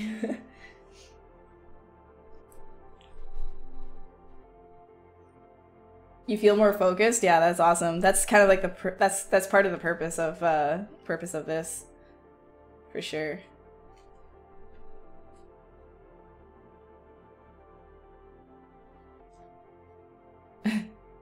Okay, let's give him some leggy legs.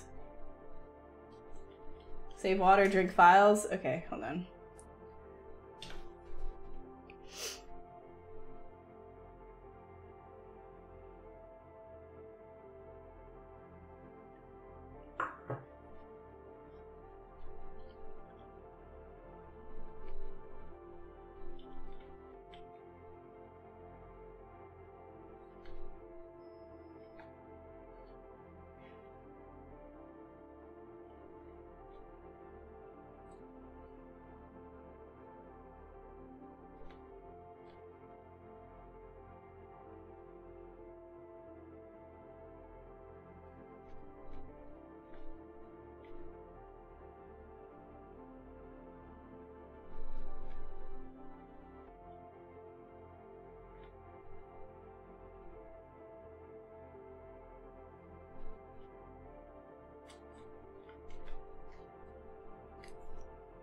You have to be asleep to believe it. Brutal.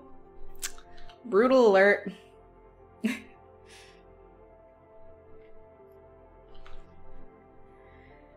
Yeah, I don't know. Just, when people ask me about that kind of stuff, I just, like, honestly, just do what makes you feel happy. Like, there shouldn't be any stress on you to live the perfect life, because then you'll forget about everything around you. You won't see everything around you. And like, being an artist, just make things that make you happy. Don't be so stressed out about if it's the right thing or the wrong thing, because if you're just doing something that makes you happy, eventually things will work out, because you will be happy, and people are drawn to people who are happy. Just do something you enjoy. Don't stress. Stressing over if I'm living my life right or not is not a good way to go about it. And that concludes our life lessons of the day. Take it or leave it. More likely than not, leave it.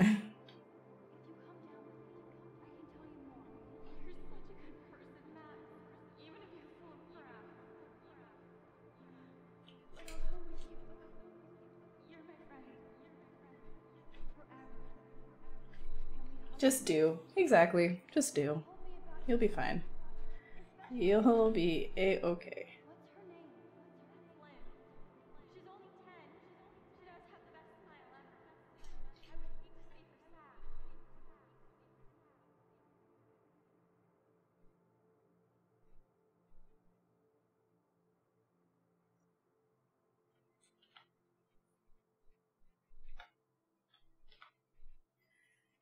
Just creating some kind of leg shape.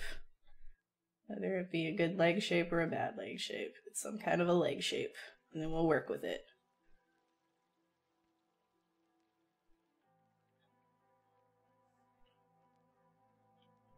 I think it needs like one more.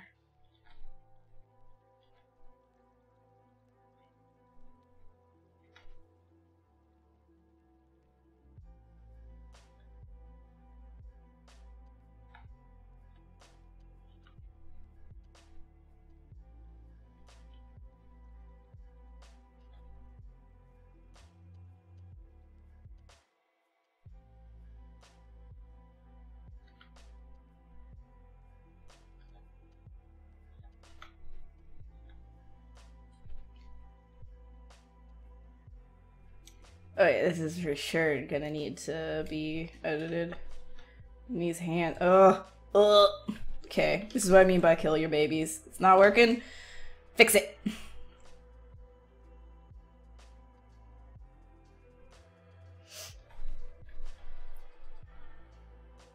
Oops.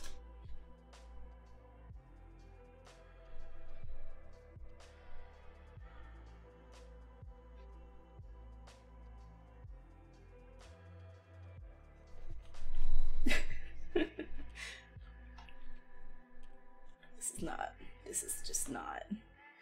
Let's move this around. Shall we?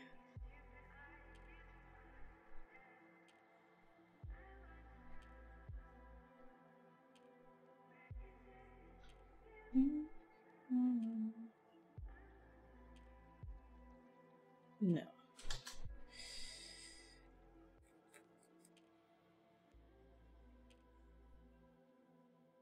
Alright, I'm gonna just like edit it in let's make this adaptive. Ooh, actually no.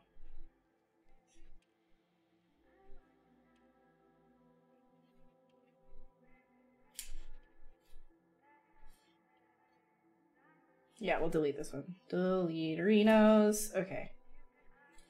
Okay. And excuse me. What is this? Delete. What is that? Nonsense. Nonsense, I say. Penned. What? Oh, there's.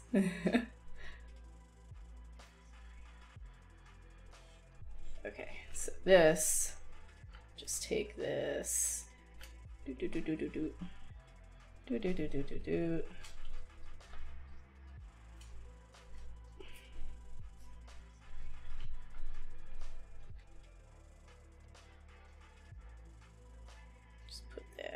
Here.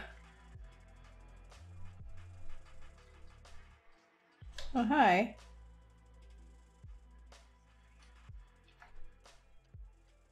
Yeah, this whole thing needs to be rotated.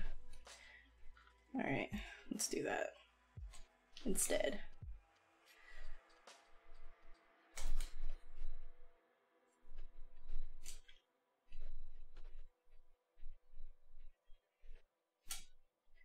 You know what? I just realized this is the Dynameshed version, and that's probably why it's being such a difficult thing for me right now.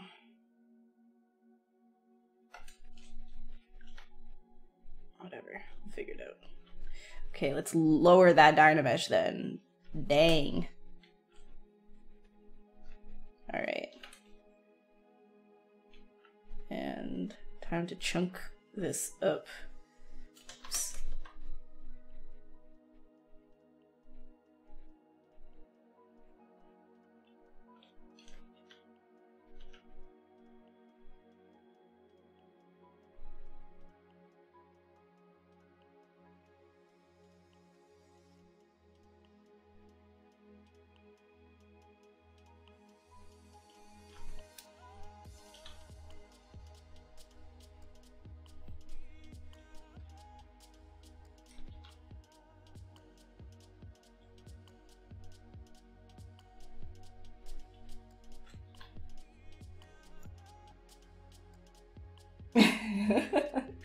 Play 2D. What I mean by kill your babies is specifically kill your artwork, right? Like if it's not, like don't hold your artwork precious. That's what I mean by it.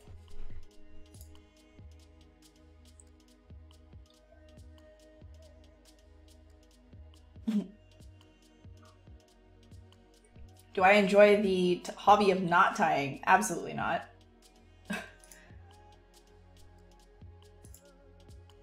Oh my god. Jeez, you guys.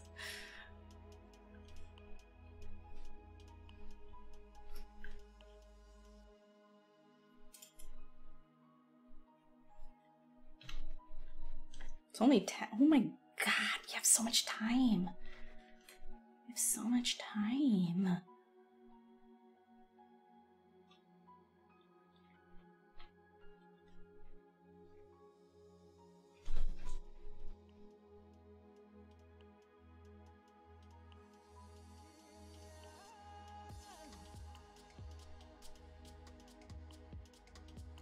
Probably try posing this stuff a little bit better.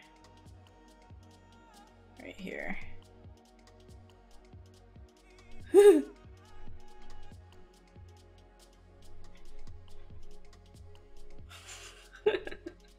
Oh yeah, you need some fixin', boy. You need some fixin'.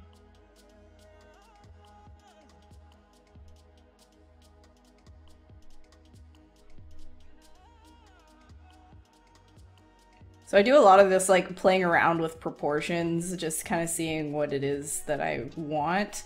Especially when we're full body, this ends up looking like really, really rough for a while. And then it will come to eventually. But it's okay that it looks really kind of bleh right now. Don't be afraid of your bleh looking sculpts, because eventually if you keep working at it, it will look like something. True facts.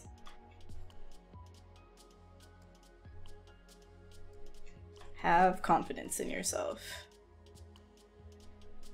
With only 100 people watching.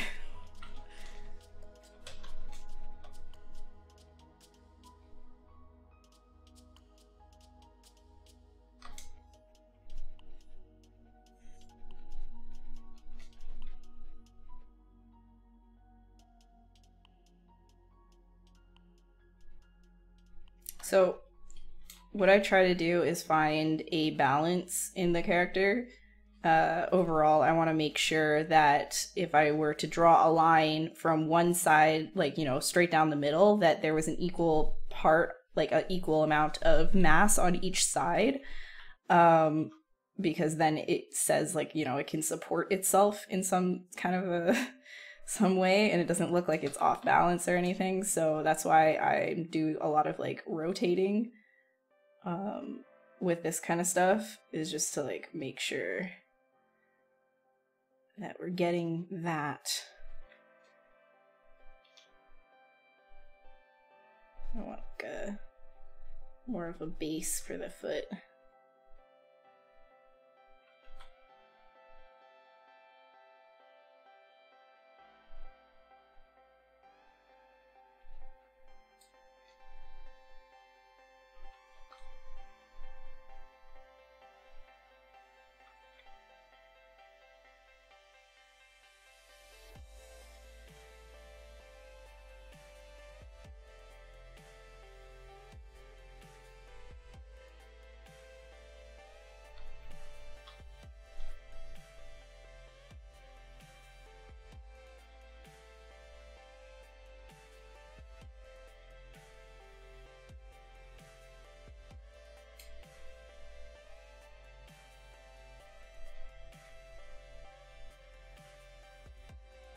It almost looks like there's a person's face sticking out of his stomach area. Stop that.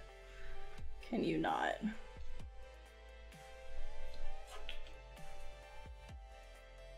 Walk out of work. Oh my god, don't do that. Don't just walk out. That's bad. I'm eager to finish stream? Why? Why would you say that?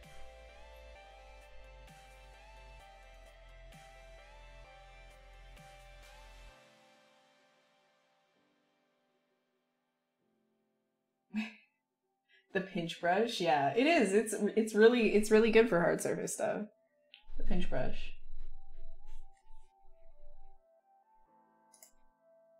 Every piece that you work on you hate. Well, that's not good. You shouldn't like hate the work that you're doing. You could see the flaws that you need to improve on, but you shouldn't hate it.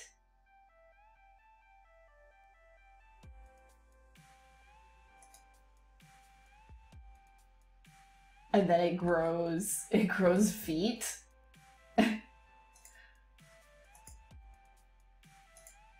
Oh, sweet, Starbucks. That looks pretty good. That looks pretty sweet. You love the new Discord emote? Please kill it with fire. Please kill it with fire. Like, immediately. Like, now.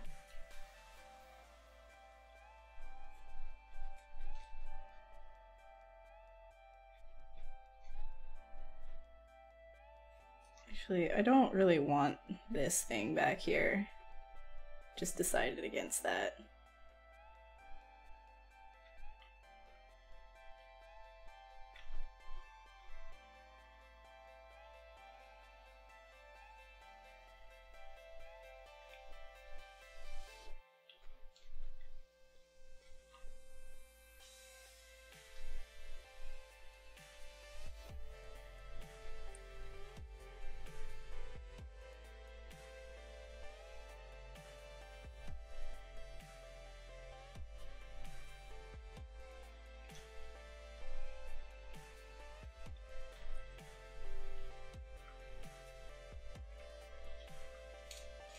Oh yeah, no, it's not good. I don't own the color blue.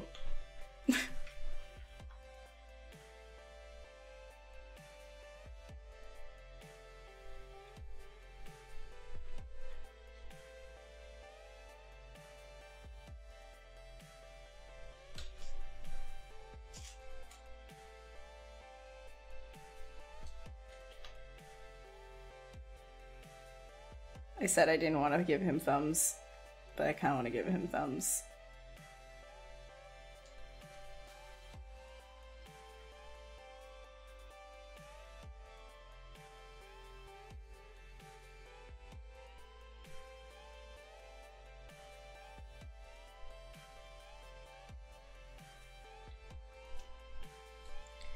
All right, let's get at this. Let's get at it.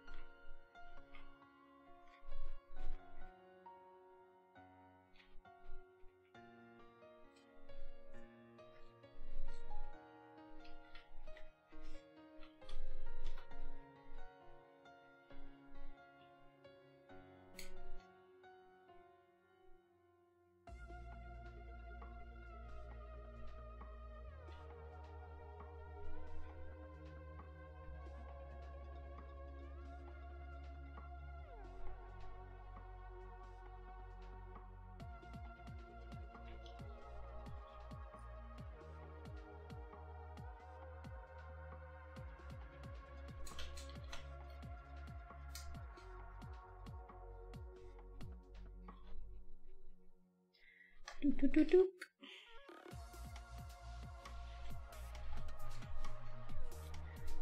And let's get this to be a little more pronounced.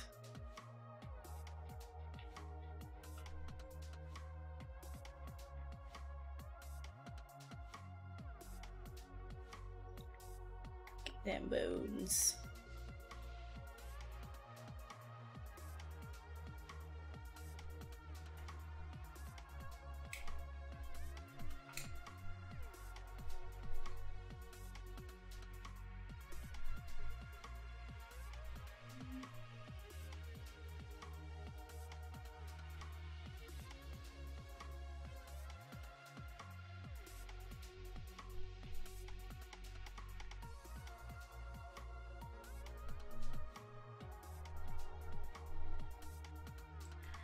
Yeah, this is not okay. Here, let me relax this a little bit more.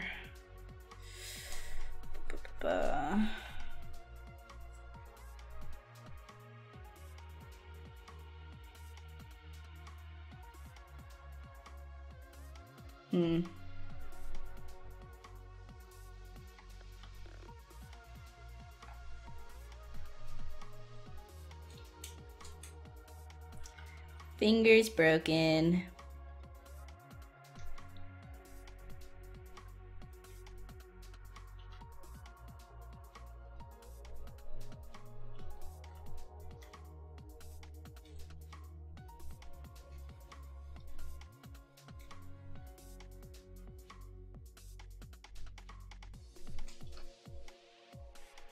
Sorry, I'm just trying to like catch up with the time because like I've been doing lots of talking, but not a lot of sculpting. So I'm just kind of doing a catch-up-arinos. Yeah, that's why. Get in there.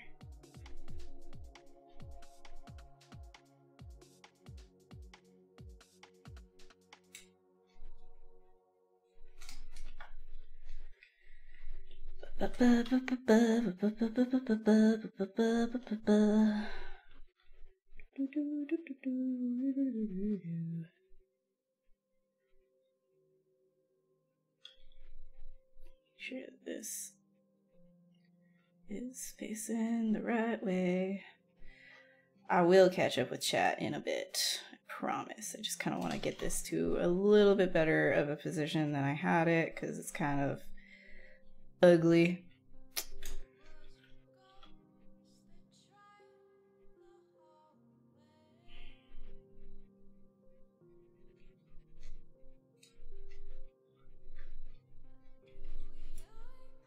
This is still looking pretty.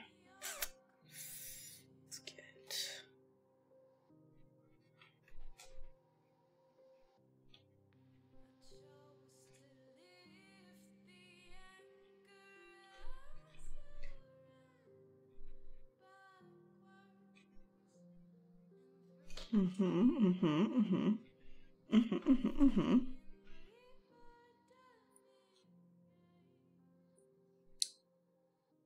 Yep. I'll fix these fingers. I have to fix these fingers.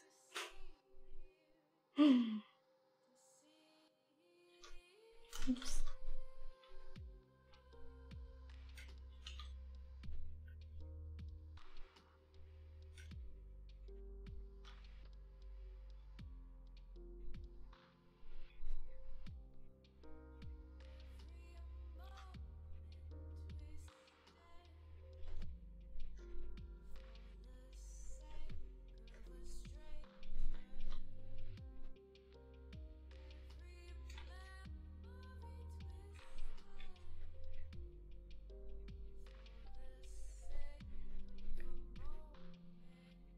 Seems like a nice guy, I know. Automat's like, nah, cans is inappropriate. Totally inappropriate. They look like malnourished sausages. Try using primitives I didn't do that in this case, and it does look a little bit messy, but if you use primitives, you just kind of like mess around with spheres, it's easier to judge your final product.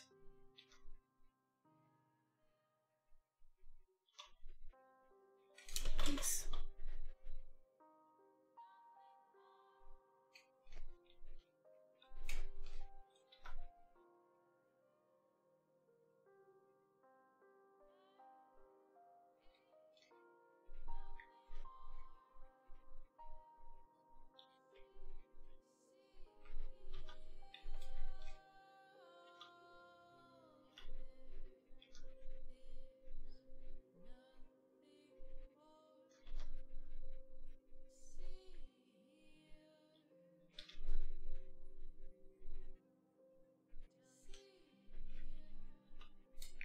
I'm gonna put that down, merge down, and we're gonna get a Dynamesherinos on that. Heck yes. Okay, let's merge these. Let's get this working.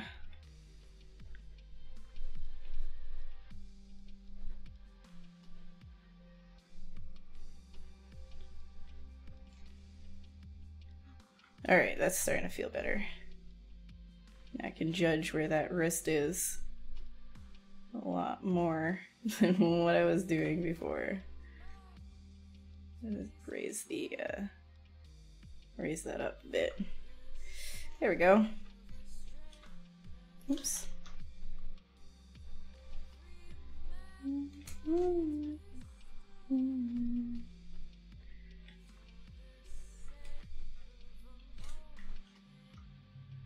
Alright, let's inflate some of this stuff.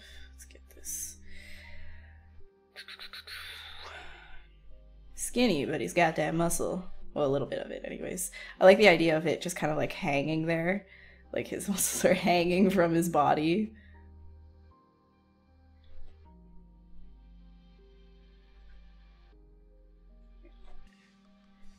He's just kind of like dragging down.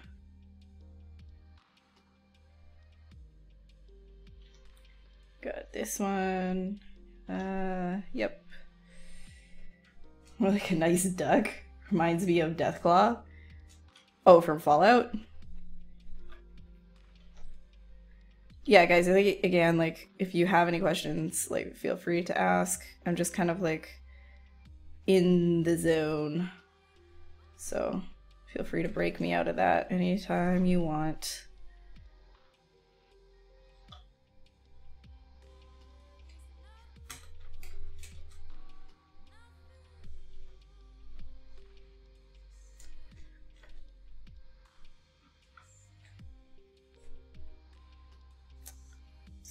It's not right. It's not right. I tell you, it's not right. Just need some more mass. Bring it up.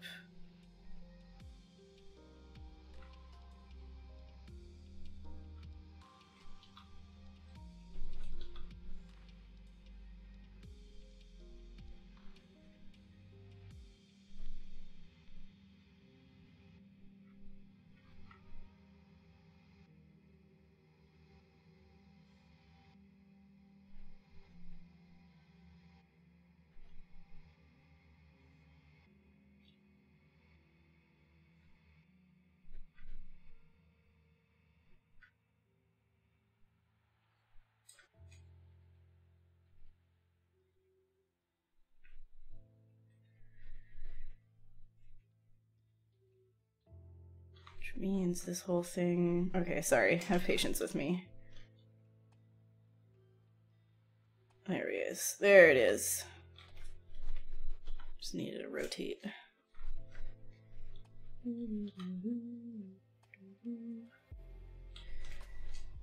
Can be a weird question, not just unrelated to 3D.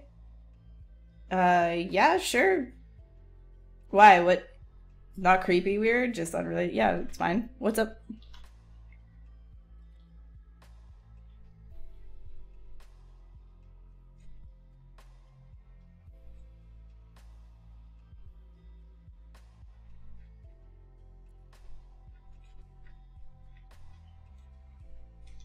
Gotta fill in his booty. Can't have an alien with no booty. Ooh.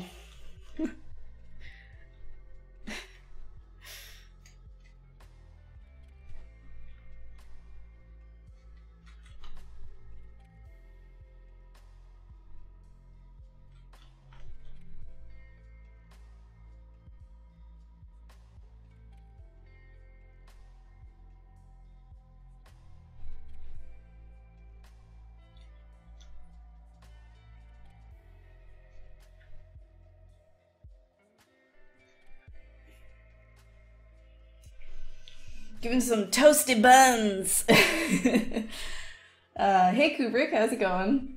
How much money roughly you need to rent a place, buy food and stuff monthly in Canada? It really depends on the province that you're living in. The cheapest would be somewhere that isn't a hub for 3D. Vancouver is probably the most expensive. Toronto is the second most expensive. I'm currently in Montreal. Montreal is pretty affordable.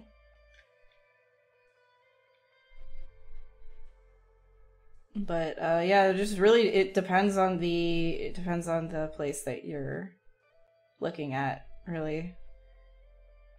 I won't be able to accurately tell you because there's not an overarching. It's like, oh, what you know, how much does an apartment go for in the States? Well, that's just, it depends on like which state you're in, right? It's the same thing. Which province?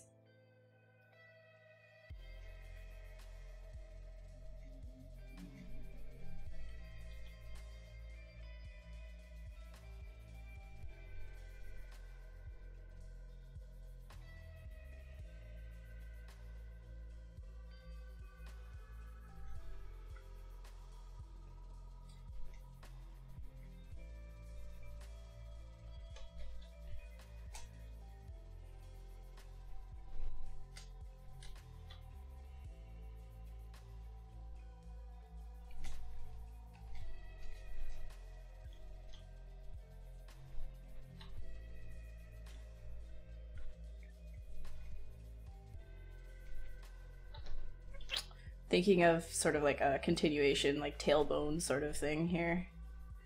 Not like an actual tail, but just like the bone. It's kind of like pushing out a bit.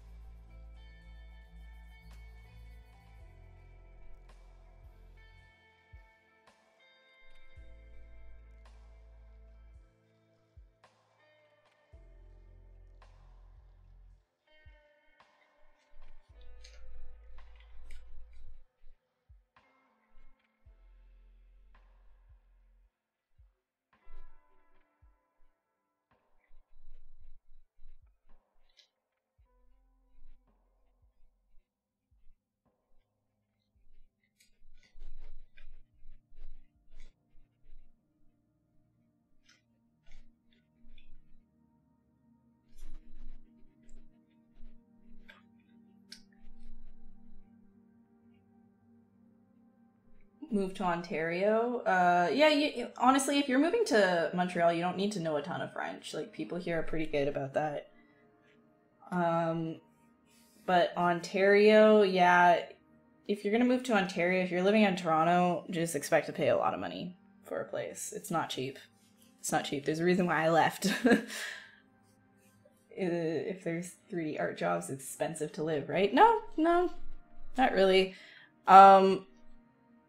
But there are a lot of, like, the main hubs for 3D would be, in Canada anyways, is Montreal, Vancouver, and then coming close is Toronto. Toronto is starting to get their 3D market up a lot higher. But it's not, it doesn't have, like, the games. Like, if you want games, then that's mostly Montreal and Vancouver.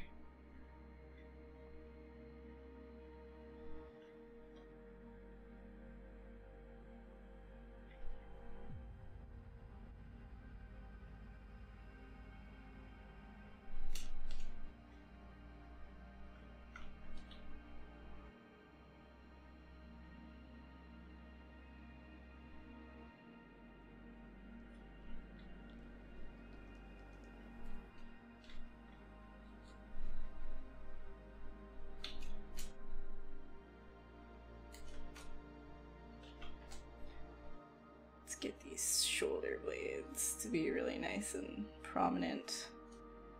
Stick them out. Stick this area out where that other bone would be, the collarbone at the back there.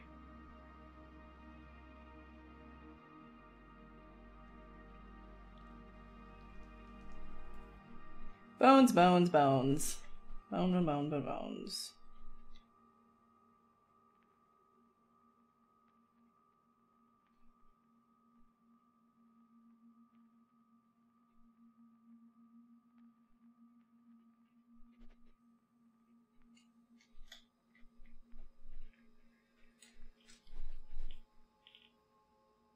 Moose jaw?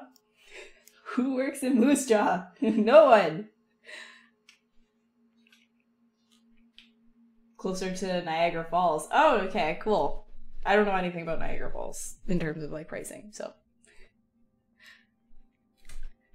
Everything through with snake hook to finalize this sculpt.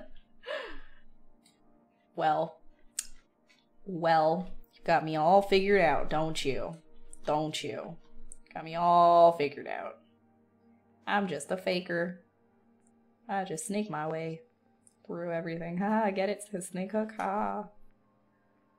Real talk. If you have questions, please ask, because I really don't know what to talk about right now. I'm just kind of like in the mood of just like, okay, let's finish this. Let's just finish this. Let's just get this done. Let's get this concept done. Let's get her done. You know? If you have questions, let me know.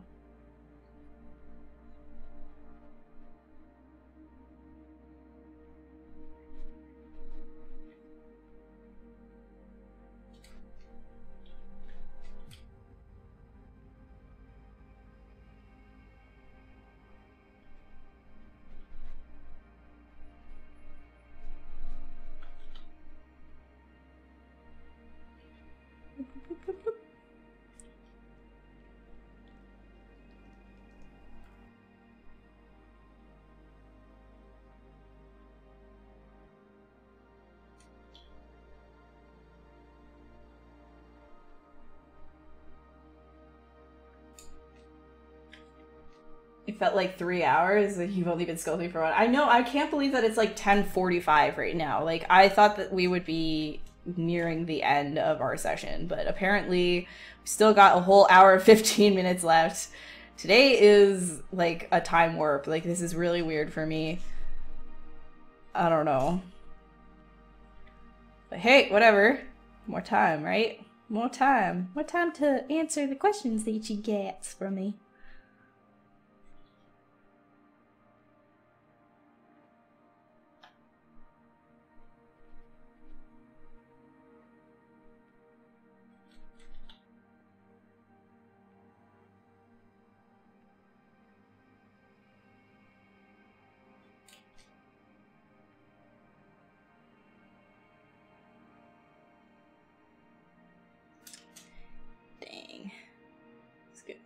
I always hit the focal shift by accident when I use that.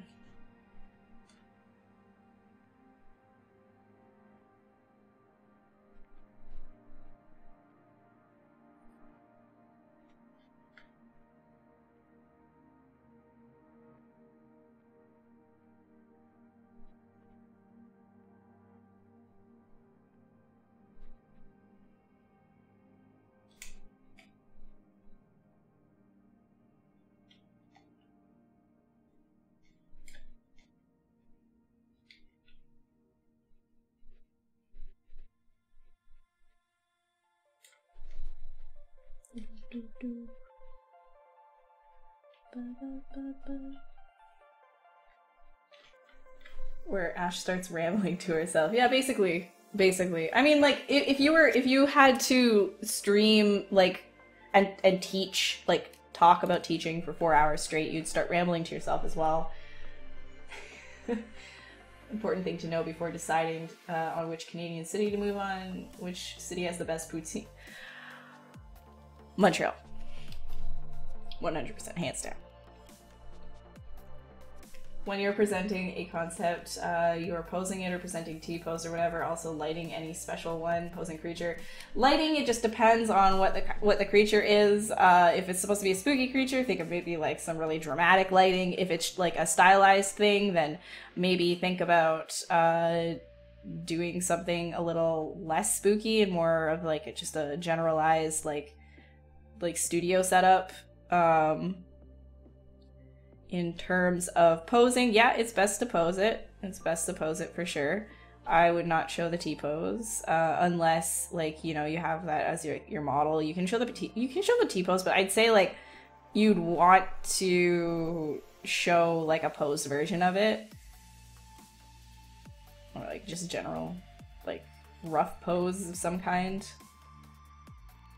But when I say rough pose, like I only mean that in terms of like the concept. Like if this is like, if you're talking about a finished model, like it's retopped and everything, I would say like do like a full posed character.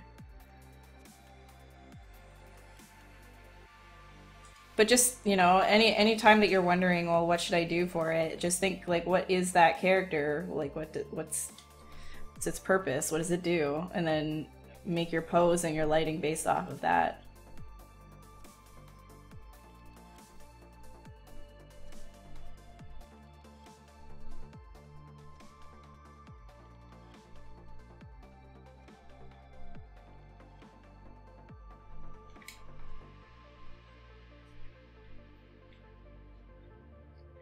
Like here, I'll pose this guy. Why not? Just a rough posy pose.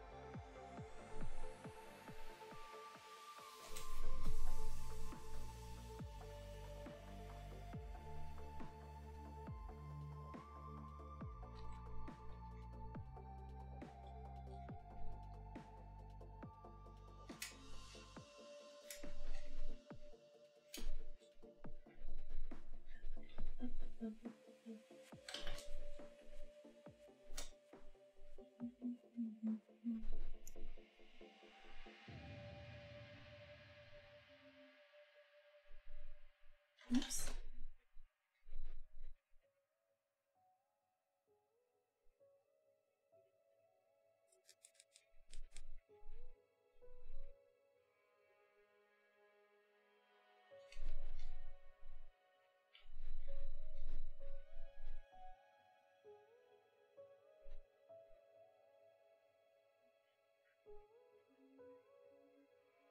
Pointy, pointy.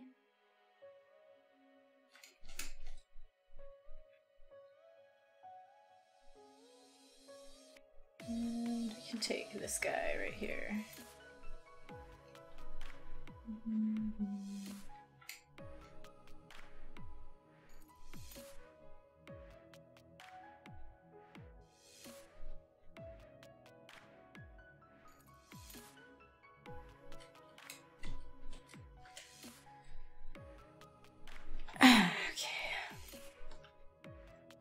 Usually the reason why I don't pose during streams is because there's a lot of like cleanup involved, and also I just kind of want to get like a general sculpt done, but I'm posing for you guys. Just a little pose. Just a wee one. Just a wee little pose.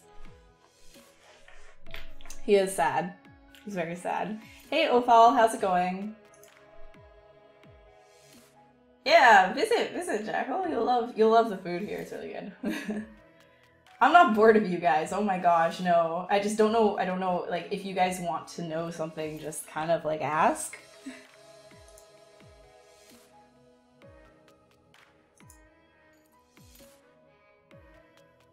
Skinniness of his characters stretching time as well. Yeah.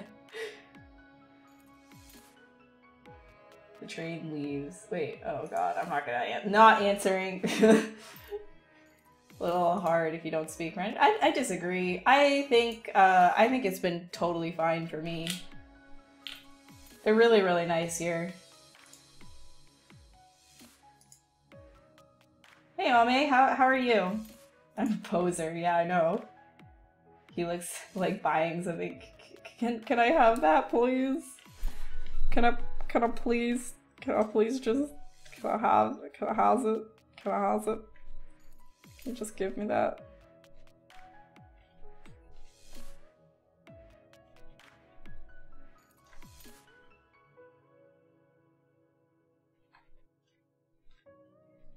All right.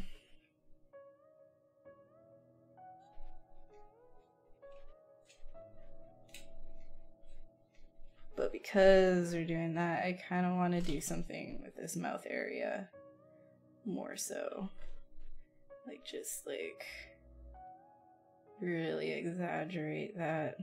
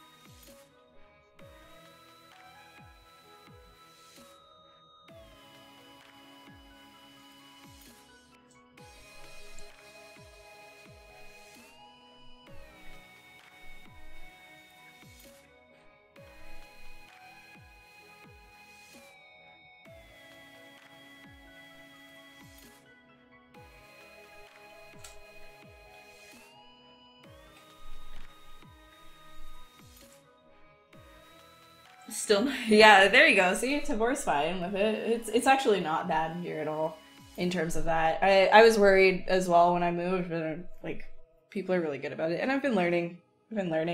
You just kind of start picking it up as you're here. The more people you talk to, like your friends will start teaching you and stuff. It's not a big deal. And they also offer French classes for free here. I think the government does, which I have to like look into because I'd like to get in on that. Oh, all right. Bye, Win. Thanks for stopping by. Oh, nice. Good for you, Mommy. A Big Mac without pig. Oh my gosh, Mav. What? Oh, nice. Awesome. That's good to hear, Jackal. That's good to hear. You gonna finish it? Oh my god. My goodness. Can I have some, please? Please.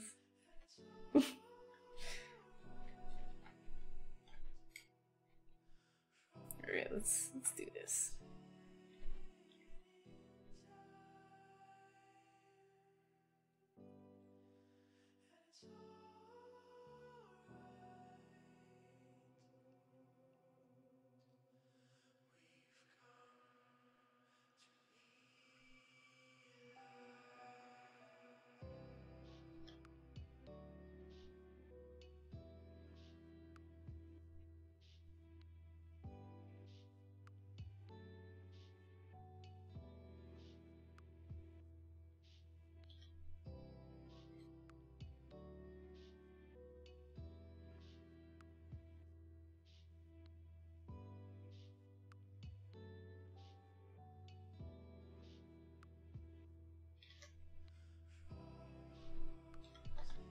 Boy, what are these toes? What is that?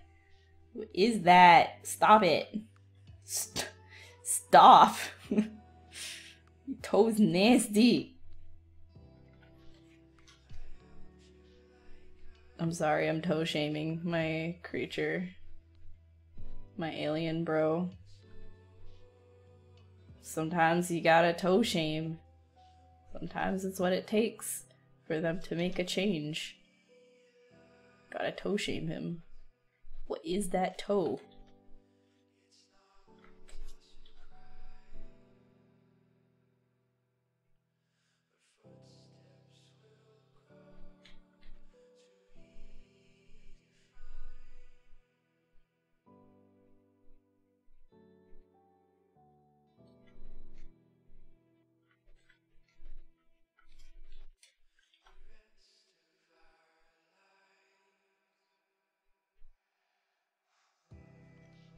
I thought this has just been like a butt. Just like straight up, just like butt. Just straight up a butt.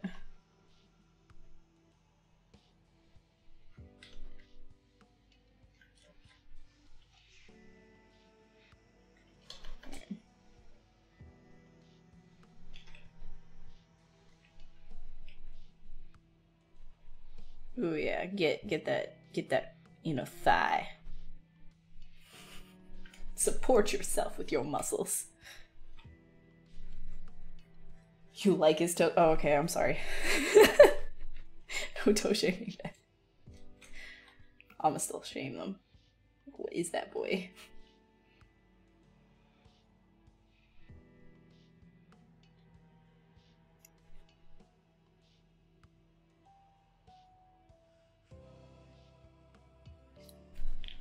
If your alien had a pose right now, it would be the response to that. Like, hell no.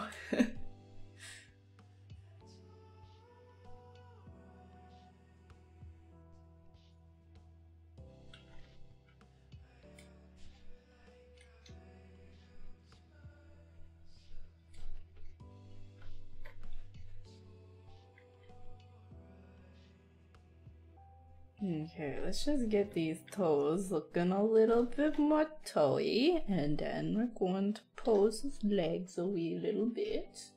His toes look like yours. Oh, jeez. I'm gonna toe shame you then. What are you doing, Sumerian? What are you doing? Go get a petty. Oh my god. Boy, see a doctor. What is that?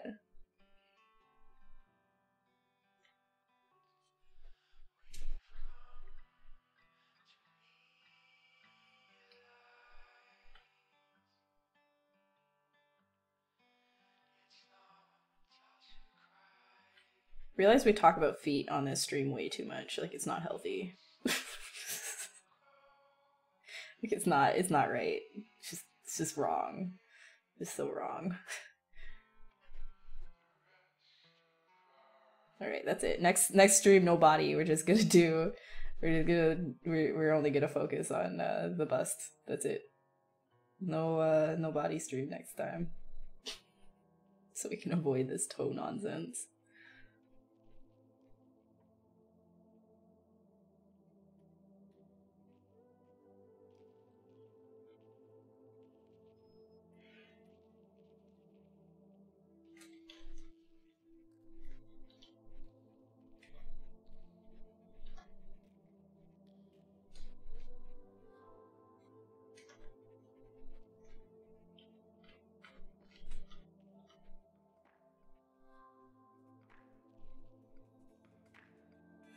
Ooh, yeah, that's gnarly. So gnarly. Alright, I'm gonna increase the resolution here to like 200. Get some more in there. God forbid we actually need some more resolution here. Alright, this is coming down to the final hour. Get her done. Get this concept done.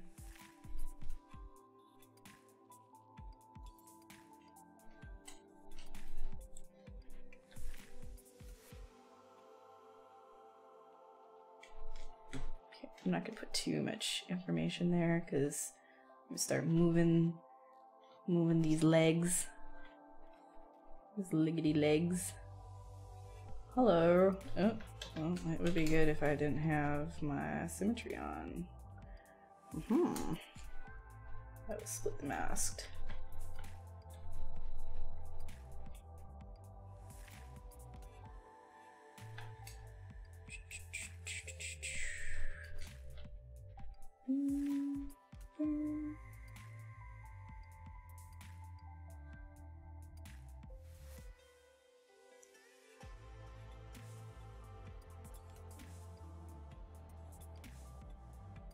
Right there. And yeah, let's do like so. Please be centered.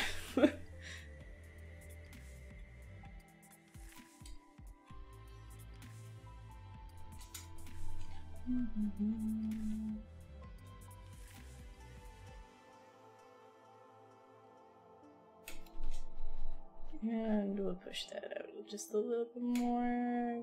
Grab this again. I like messing around with the legs a lot for a while before I settle on like an actual like pose for anything. You always gotta like make sure you're doing this like at the joints, otherwise it's not gonna make any sense. Boop, boop. Hold on.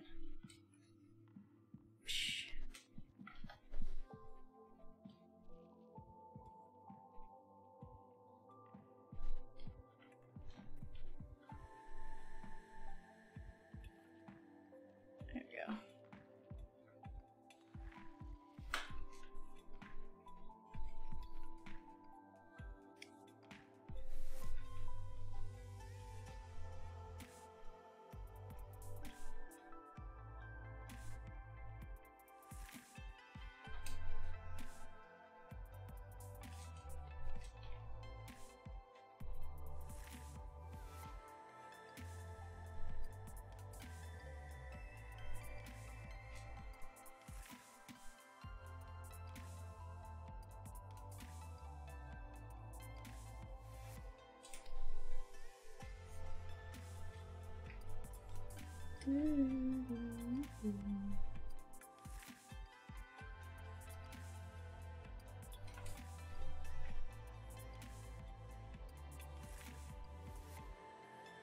Salad. Ew, no, don't say that. Bad. No salad fingers.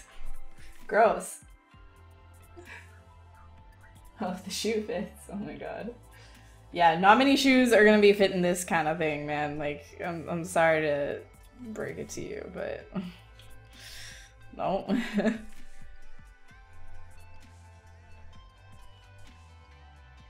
So what we can do here is grab Arenos. Grab Arenos, hold this, and we can actually do a bit of a mask here. Oh. No? Wait, where'd it go? Oh, there it is. Here we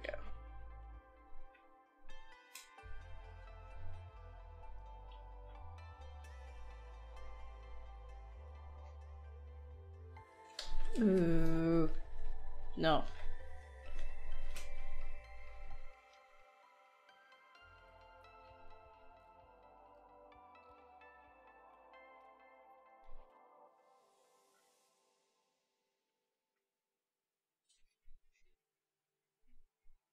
No, I guess I can fix that. Oh, hey, what happened? Whoops, my bad. Guess some weird masking stuff. Hold on. Let me try and mask this guy by himself first. And then select him.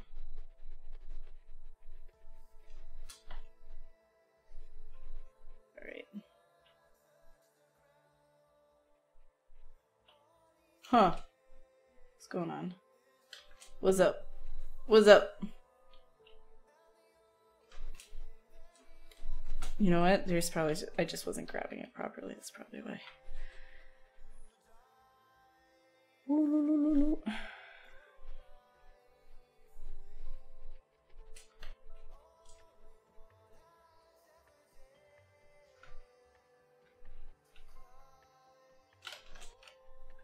You know what I just realized? It's because I had symmetry on. That's why. Oh my god, such a noob. Okay, I'm sorry. Yeah, if you're doing that stuff and you see that happening, it's because you probably have symmetry active. So disable that.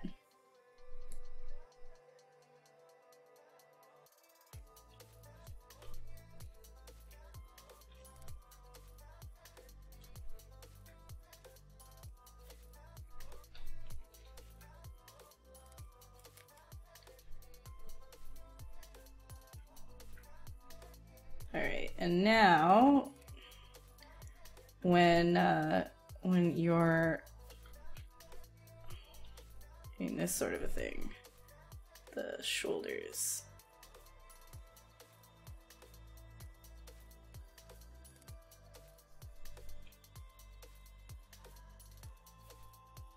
One side is definitely going to be higher than the other because contrapposto is a real thing, and you need to consider that when posing your characters.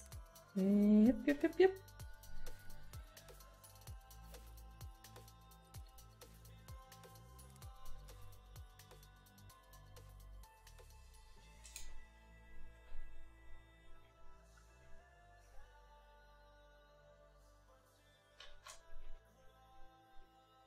Okay, and then I'm gonna do something a little bit weird here, I think.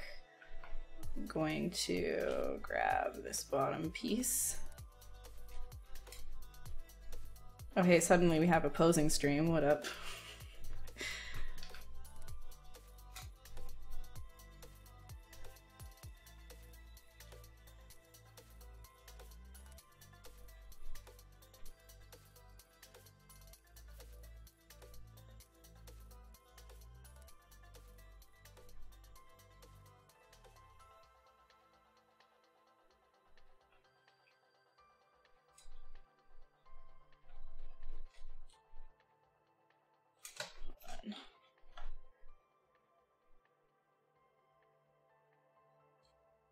Just want to make sure that I can edit this a little easily anyways, because it's never going to be a perfect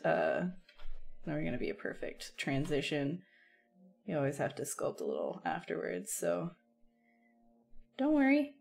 Don't freak out when everything starts like smashing together. It's normal. Give this guy a basketball.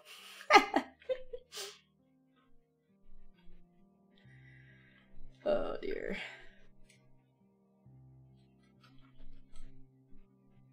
Oops. Oops. Actually, yeah, let's separate these. Split mask. Ooh, I haven't saved in a while. Let's save. Saverinos. Antipasto? No, contrapposto. Come on, man.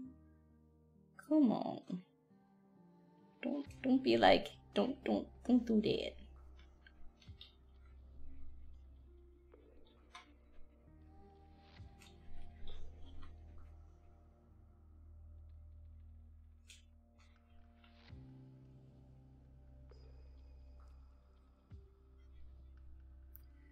Yeah, if anybody has any questions, just let me know.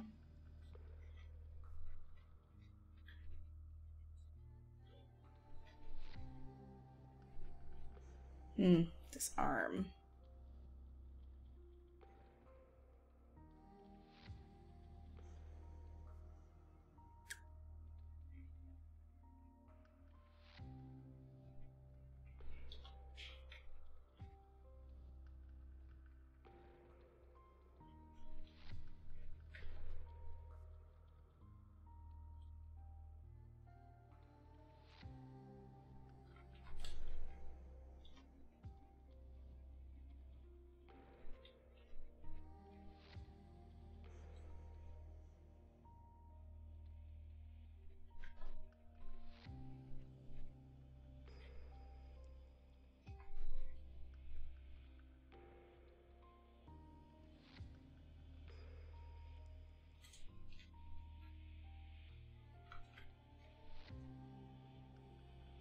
Saberinos! Okay. Hey Gomez, how you doing? Tasty pesto. Alright, see you, Airok. Have a good evening. Sorry, I'm just stretching, because, wow. Staying in the same position for a while is brutal. Okay, good night, Dry Otter. Have a great sleep. Thank you so much for stopping by. I'm going to do a shameless plug because I haven't done a shameless plug at all during this entire time that I've been streaming. If you guys like what you see, if you enjoy watching this kind of like, you know, concept sculpting stuff, or you just like my stupid personality, I don't know, maybe. There's a chance. Then come and watch me over at my channel, which is right here. Down here, right? Down there. So if you're interested, anyways, I'm not gonna force you or anything, not that I can. Yeah, no, I saved, I definitely saved. Don't you worry. Don't you worry, you little heart. We are good. We are good. Okay, so this guy, kind of want to do a little bit of like some membraney stuff.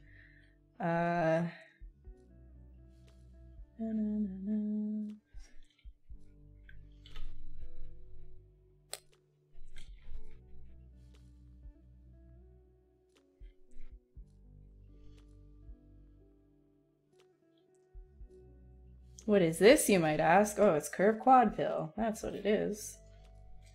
Amazing, isn't it? I agree. I also believe it is quite amazing. Quite a handy little tool. Oops. I didn't actually bother doing anything with the teeth this stream just because I figured, like, I've done teeth on stream before and it just takes a little bit too long. It would be something I would do if I was making like a final concept or something like that. Like I'd split them off, but I just feel like it's best to get this a little bit more interesting stuff than spending a whole like stream on teeth.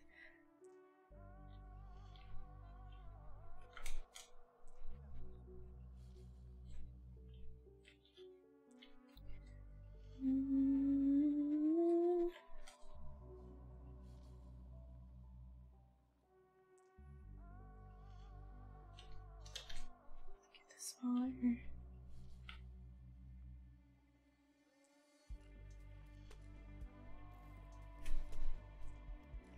Yeah, this tool is really, really handy.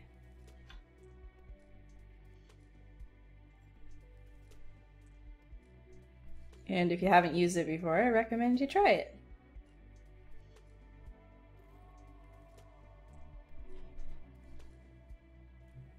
Definitely speeds things up, like wings and membranes and all that kind of stuff. Or even just like making like hard surface parts and stuff. I've actually found this to be super useful. Just like quick block out of shapes and whatnot.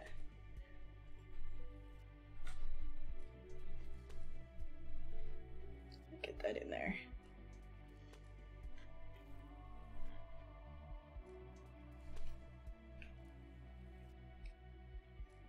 Sane in the membrane. Oh, thanks, Mord. Thanks for dropping that down. BT dubs. Thanks, Menthol. But it is no snake hook. Snake hook is essential. I love my snake hook. I love my snake hook. Alright. Let's see here. What can we get into? I'll start doing some stuff with the eyeballsies. Actually, yeah, these are not. Huh. Okay, well, that's fine.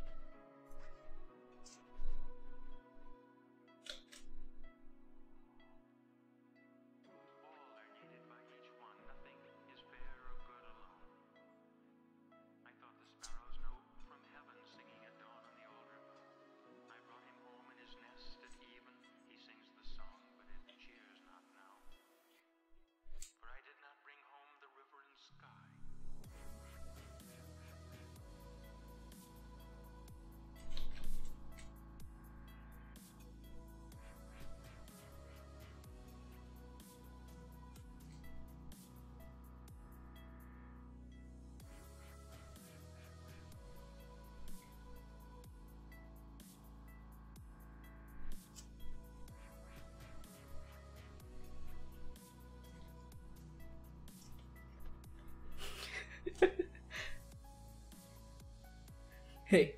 Yeah,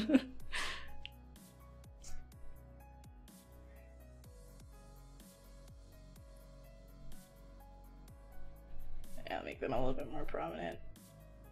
It's easier to see them, easier to read. Yeah. Oh man. Hell yes. The eye material? No, it's just toy plastic. It's really all it is. I really want to exaggerate this even more. But I won't. Alright, let's see here. What else do we want to do with this guy? This is pretty close to what I would do, like, in terms of, like, a paint over now. But we don't have time for, like, a paint over session. But, like, I would just kind of, like, find an angle that I liked. Like, this is pretty decent. I'd put it into perspective and then find, like, I'd probably do an overhead. Something like this. Play with the lighting a little bit. And then kind of, like, render it out. Either in Keyshot or just a quick ZBrush render, depending on, like, how fast I wanted to get this done.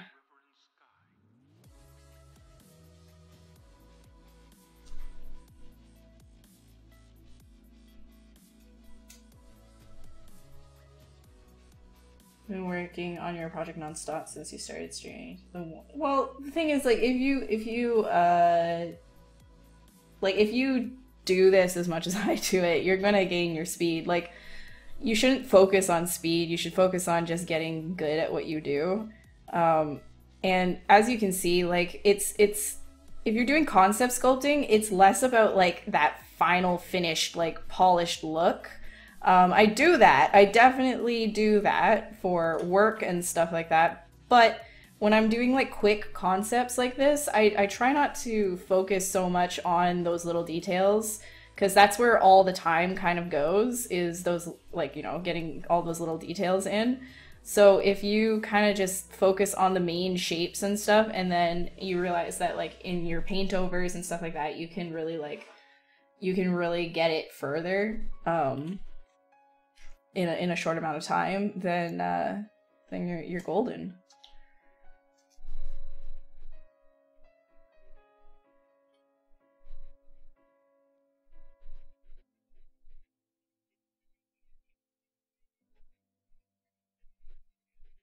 But I try to get as much detail as I can into the what's it called? The initial, like, symmetrical sculpt, just because then I don't have to do, like, a ton of work in asymmetry. And that's why, like, you know, this is not my ideal situation, but I just kind of wanted to show you guys, like, oh, look, you know, this is what it's like when you get out of symmetry mode, because everybody's always asking, well, when do you break symmetry? Usually not in the stage that I'm in during stream, because, like, what I show off during stream is just kind of, like, design, right? Like, I don't normally pose things during stream or anything like that, because then I have extra work that I have to do in that short amount of time. But it doesn't mean that you can't work this way. It will slow you down. Like, it's best to try and get as much as you can into the symmetry, but like, you know, not the alpha detail, like, you know, not the super fine details, because like if you're doing your fine detail work in like something that's symmetrical and then you want to pose it, you're gonna find that that's all gonna stretch and everywhere all over the place anyways. So it's better to just kind of like do that in pose mode, like for your concepts anyways. I'm not really talking about the final models and things of that nature.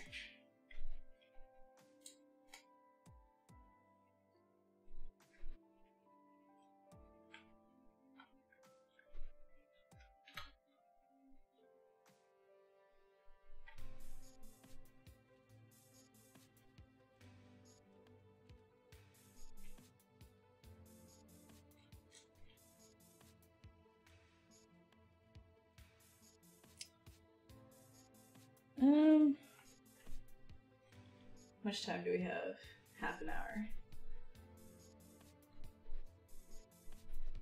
Yeah, it was poly painted. It's not an actual eye material, I just poly painted it. Yeah. A walking stick and a monocle and a top hat. Can we not, though? Tracking and marvelous aesthetic? Oh, cool. Or tacking, you mean? Yeah. Tacking. Let's see. What did you do? Oh, sweet. And you did that today. Yeah, that's awesome. Good job. Good job, Starbucks. Don't be so hard on yourself, dude. Honestly. Honestly. Has the perfect pose for a walking stick. Can you not? Does not have the perfect... No.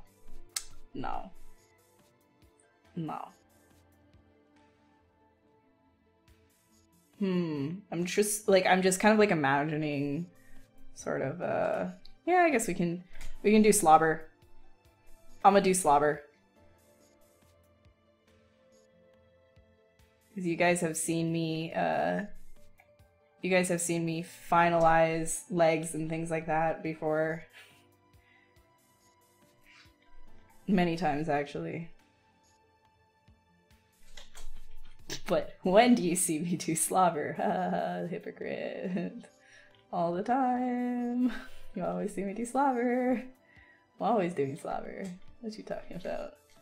Slobber is like my thing. I love slobber.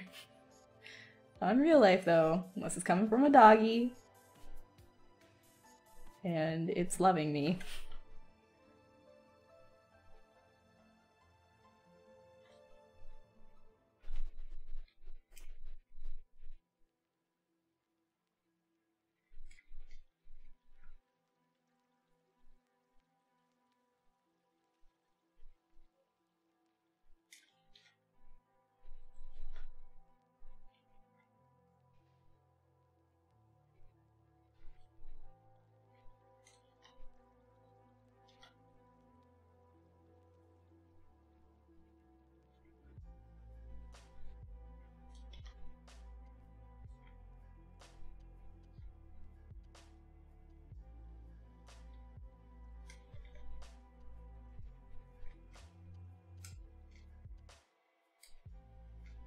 So this is something that would be, you know, I would throw this into Keyshot, give it a water shader, play around with it a little bit, make sure it's something that I kind of want, make sure that this is high res enough that it doesn't like look like it's all pixelated and stuff, and also make sure it's thin enough that it can like pass as like a slobber. But yeah. Oh, get it, boy. Get that slobber. Tasty. I'm sorry, I make some weird noises when I sculpt. I am so sorry. When it starts getting this late, I'm just like, I'm just somebody else. Who am I? What am I doing? Sculpting, that's what I'm doing. If you have any questions, please ask me. Oh my gosh, I swear I'm a professional.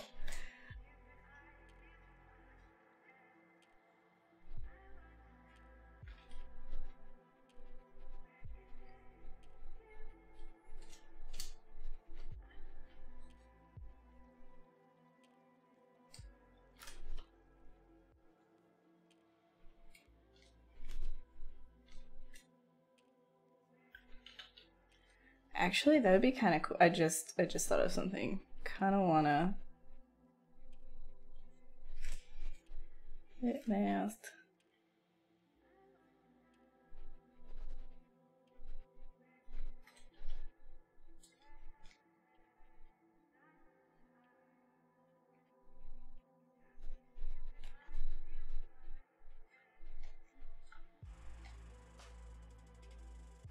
Can I taste it too? Can I have it and then can I have it and then can I taste it? Why is this on such a harsh angle? What's going on?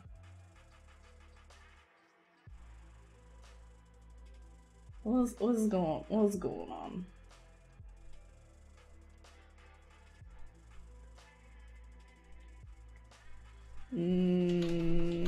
No.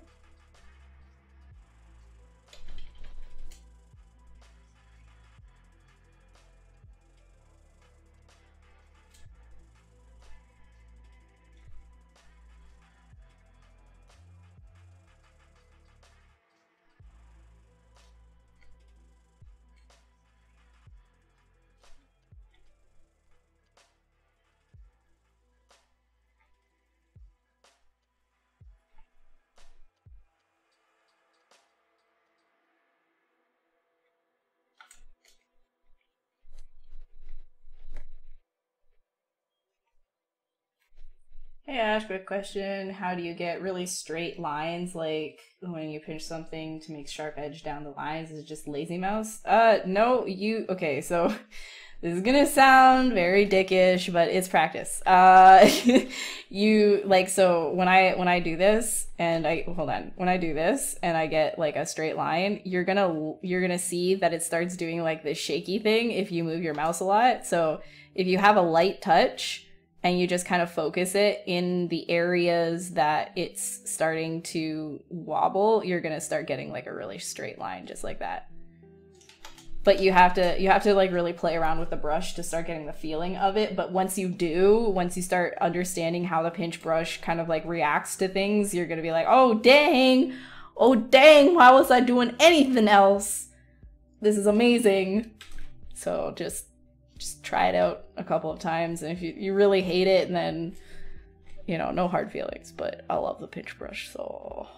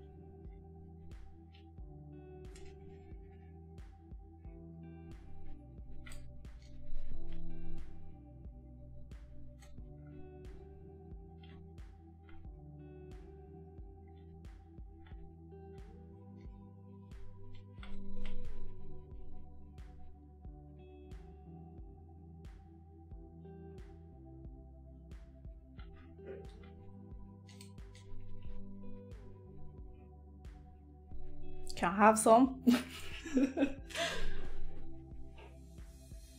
I licked the things on your plate, so you may as well just let me have it. Can I have it? Can I have it, please? Can I have it, please?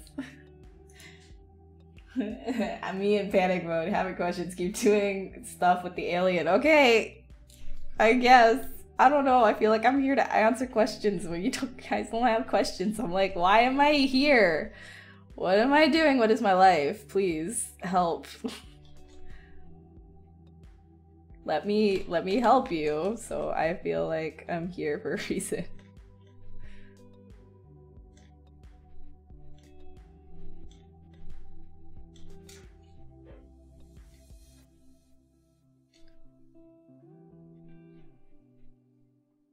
What kind of a noise do you think this thing would make? Do you guys have any ideas? Or do I even want to know?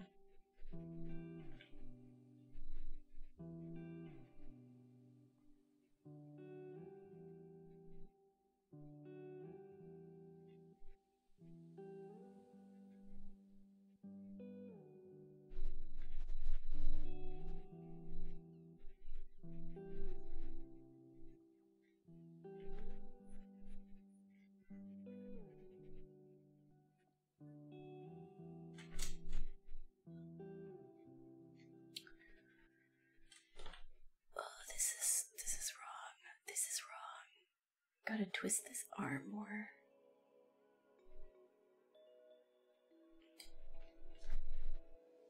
You like the bread? No, I have more questions to make time. Dang it! We gotta drag it out. We should drag this out. Hey, you, I want you to give me your food.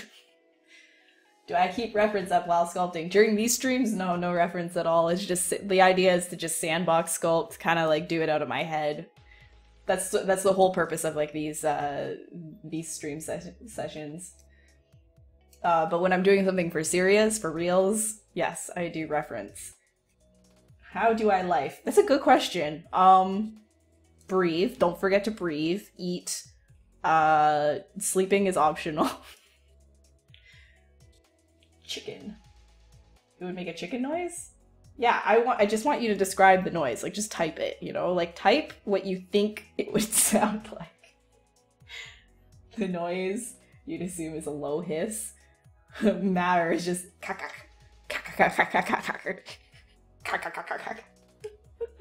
slurping noises. Oh boy, do you want it?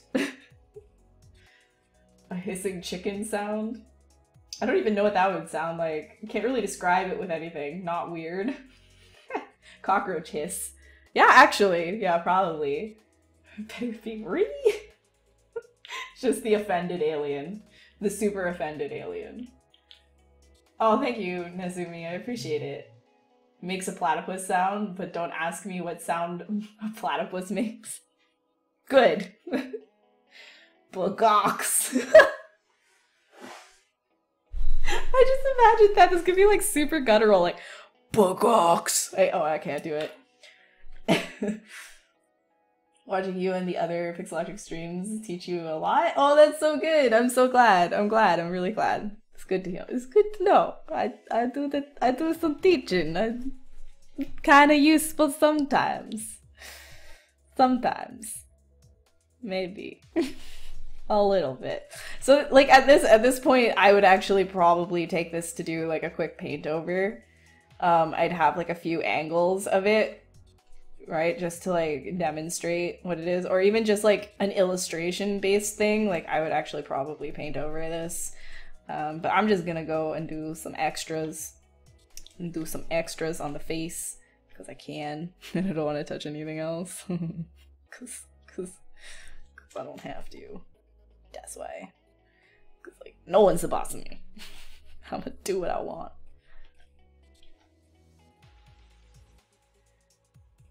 I'm gonna give him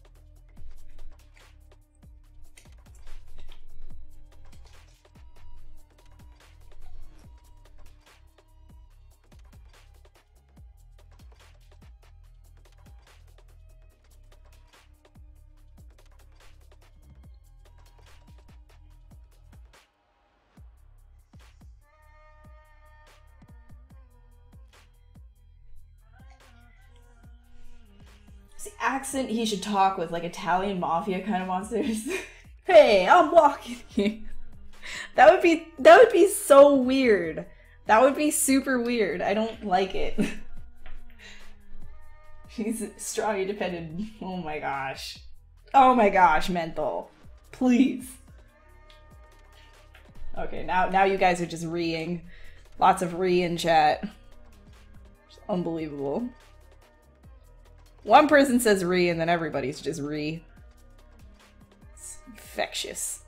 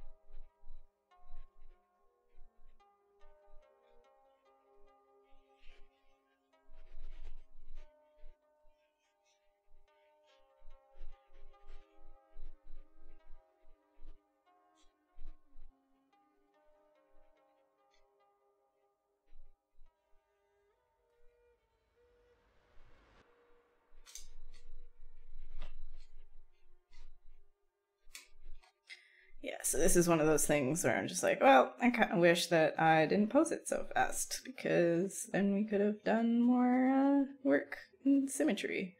Here I am doing it asymmetrically, taking 2 times as long. But if chat wants the pose, then chat gets the pose. But then I explained to them, in my day, well, it's so anxious to see something I know I'll get to.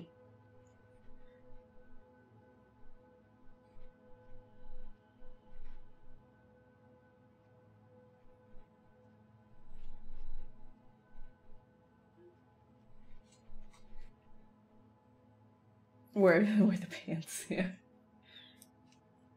Mandatory song of my stream. It always plays at some point at the stream. Yeah, because it's like I only have like the same playlist that I always like play over and over again, just because, you know, we have to have copyright free music, and I don't like, none of us want this thing to be muted after it goes live, you know, like as a VOD. So in order to do that, I have to use copyright free music. What music am I listening to? I will just put the thing in chat right now. Here you go. This is what I'm listening to. When I'm so serious when I'm focus sculpting, yeah, I look like I'm taking a steamy dump. But, you know, whatever. There's that imagery for you guys. Can only be brought to life by Gilbert. Oh my god, yes! You're making a thing? Don't judge the topo yet? Okay, alright. Not judging the topo, but it looks like an axe. That looks like an axe to me. Not judging the topo, trying not to look at the topo. I'm kidding. It's fine. Save it up for those monitor tablets. Would it be worth it for this kind of thing? Oh, absolutely. Cintiqs are awesome. They're totally awesome. But, you know, if you're just starting out, maybe you don't want to spend that much money on something like this. If you're just starting out, for everybody who's just starting out, I would recommend maybe something like the Bamboo, or you know, if you're really serious about getting into it, what the tablet that I have, like the Intuos Pro Medium, it's really good.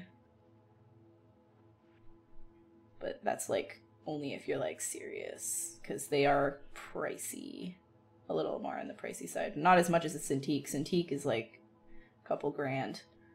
I would love a Cintiq. Oh my gosh, I would love to have one. I really miss the Studio Cintiq.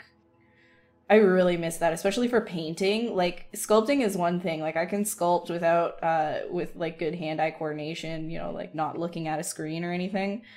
But when it comes to painting, I really miss having the Cintiq. It takes me twice as long to paint anything without a Cintiq. Which is also another reason why I don't do paintovers like live on stream, just because like I'm worried that I'm not going to be able to get what I want to get and what I normally do get, because I don't have my Cintiq. I won't have a Cintiq. Like, I won't be able to do it as fast as I normally can. Sorry, I'll stop whining now. That's enough whining for today. Whinge, whinge, whine, whine.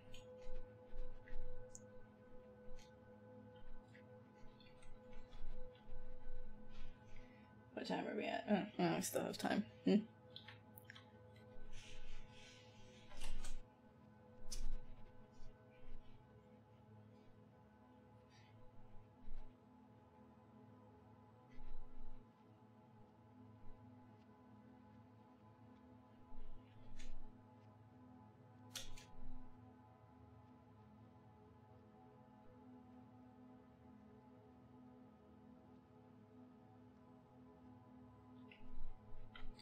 Yo, Wacom, are you listening? Wacom. Oh my gosh. Don't sculpt with a mouse. Don't do that. Get yourself, like, just spend the money, get a tablet. It's way better.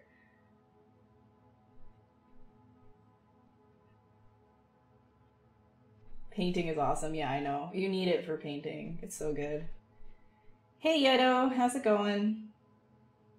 32-inch Cintiq. That's insane. That's too much space. I love the 27-inch. I don't think I need anything more than that. Like, 32 inches is just... Like, what are you doing with your arms? Are you painting like this? Like, what are you... You don't need this. What are you doing? Why do you need 32 inches? What are you doing? Are you trying to be a wizard? Like, I don't know. Like, you casting a spell to create? Like, what is that? Don't churn butter. Paint. You don't need 32 inches. I don't know what that is. That's psycho. What is that? Jeez. I just offended a whole bunch of people who want that now. I have an opinion, and it is strong.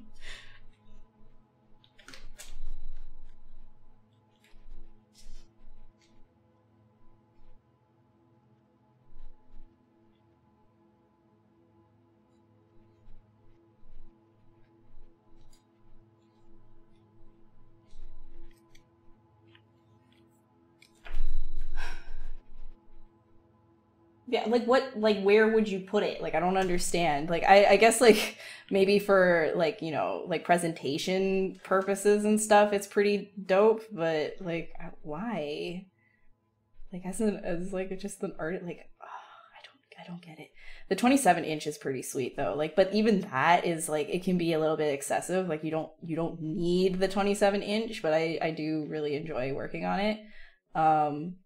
Especially because of like how like clear it is. But the smaller Cintiqs, like the 21 or the 22 even, like they're not bad. Like, you can get what you need to get done. Because there's this magic thing, you know, like there's this magic thing in digital art called zooming in. If you need to work on details. So that's why I'm just like, oh, the 32 though.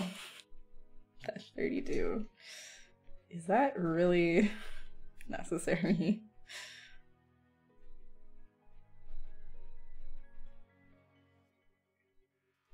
I don't know. I'm not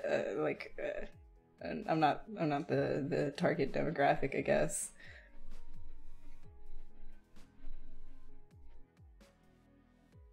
And also it's just gonna be like a heck of a lot more expensive.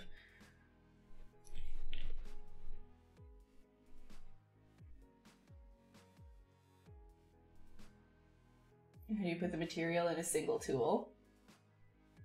What you mean? Oh, just this material?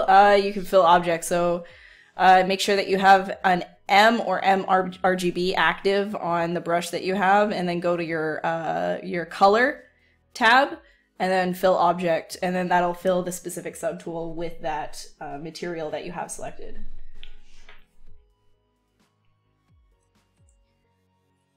You want a tablet to be big enough to snow angel on? Oh yeah, okay, so my bad. I'm sorry. We need to be able to do full body paintings. I get it.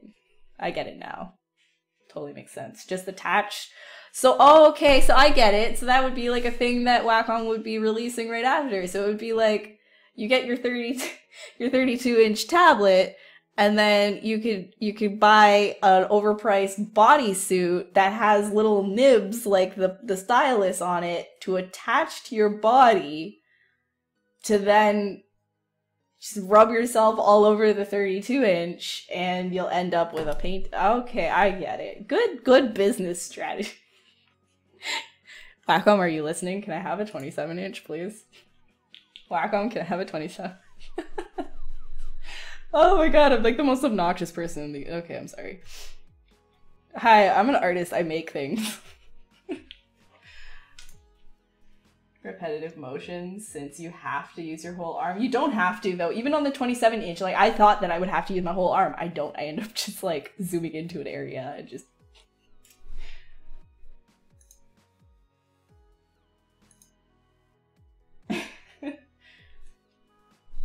Going to get contacted by Wacom. They're gonna make this happen. No.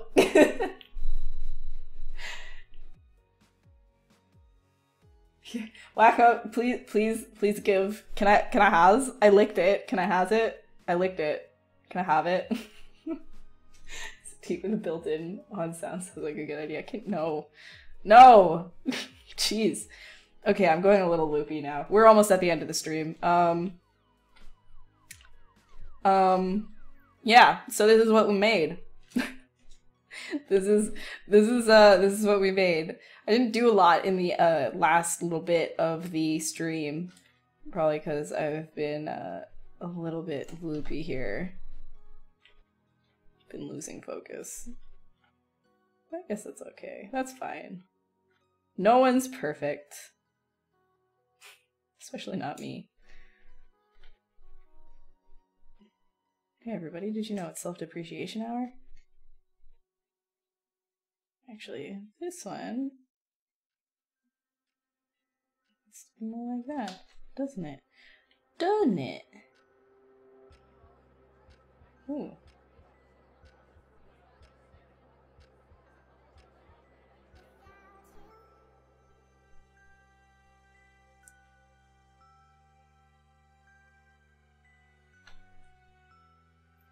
Cause that. Wait, hold on. Where was it before? It was here. Oh no. Wait, no, it wasn't. It was here.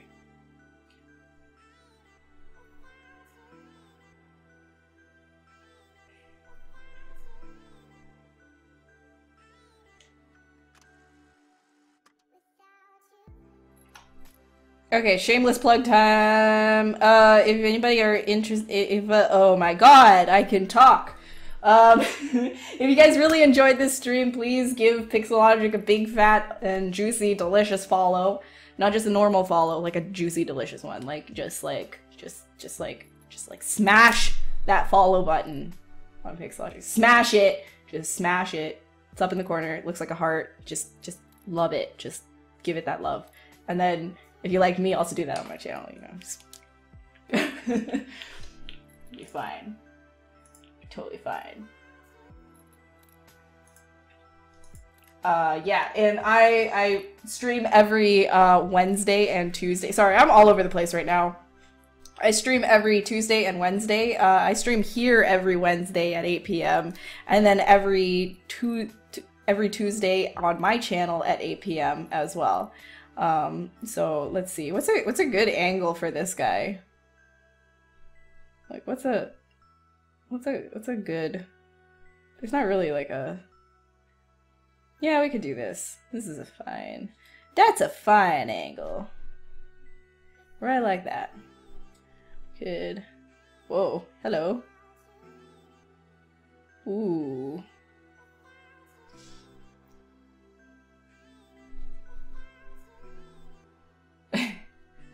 So edgy. Let's get some lighting here. And another light.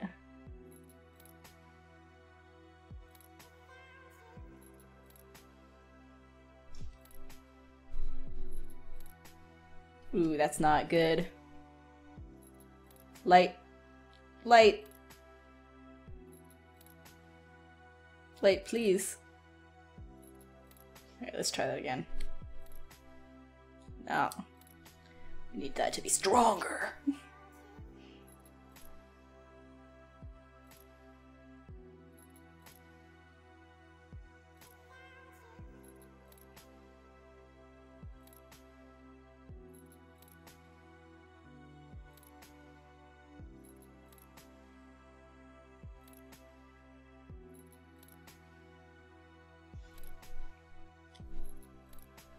Nope. Oh, I know why. It's because I'm using a mat. Okay, that's why. What if we just do this? It'll probably still bounce back. No, it's there. It's there. Can we only use one light at the time because of like what we're doing right now? Probably. All right. Well, anyways, that's our thing. How did I do that? Lighting tab.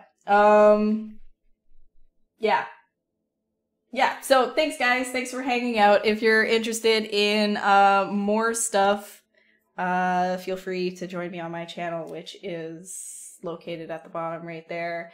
I send out notifications on all my socials when I am going live, so you can follow on either Twitter, on Facebook, join the Discord, follow on Instagram, whichever is your preference, and I'll tell you, hey guys, like I'm going live. Yeah, so if you enjoyed this though, do give Pixelogic a nice big chunky juicy follow. And tomorrow we're going to have Timothy rap. It's always Timothy tomorrow. It's always Tim.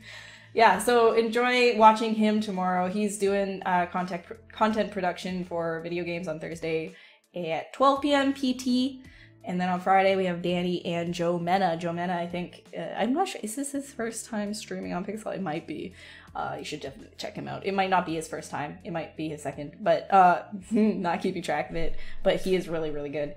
So definitely go check him out. And I will see you guys next week at Wednesday at 8 p.m. EST. Goodbye. See you guys around. I don't know how to end the stream. This is awkward. I'm just gonna wheel away. Okay, bye.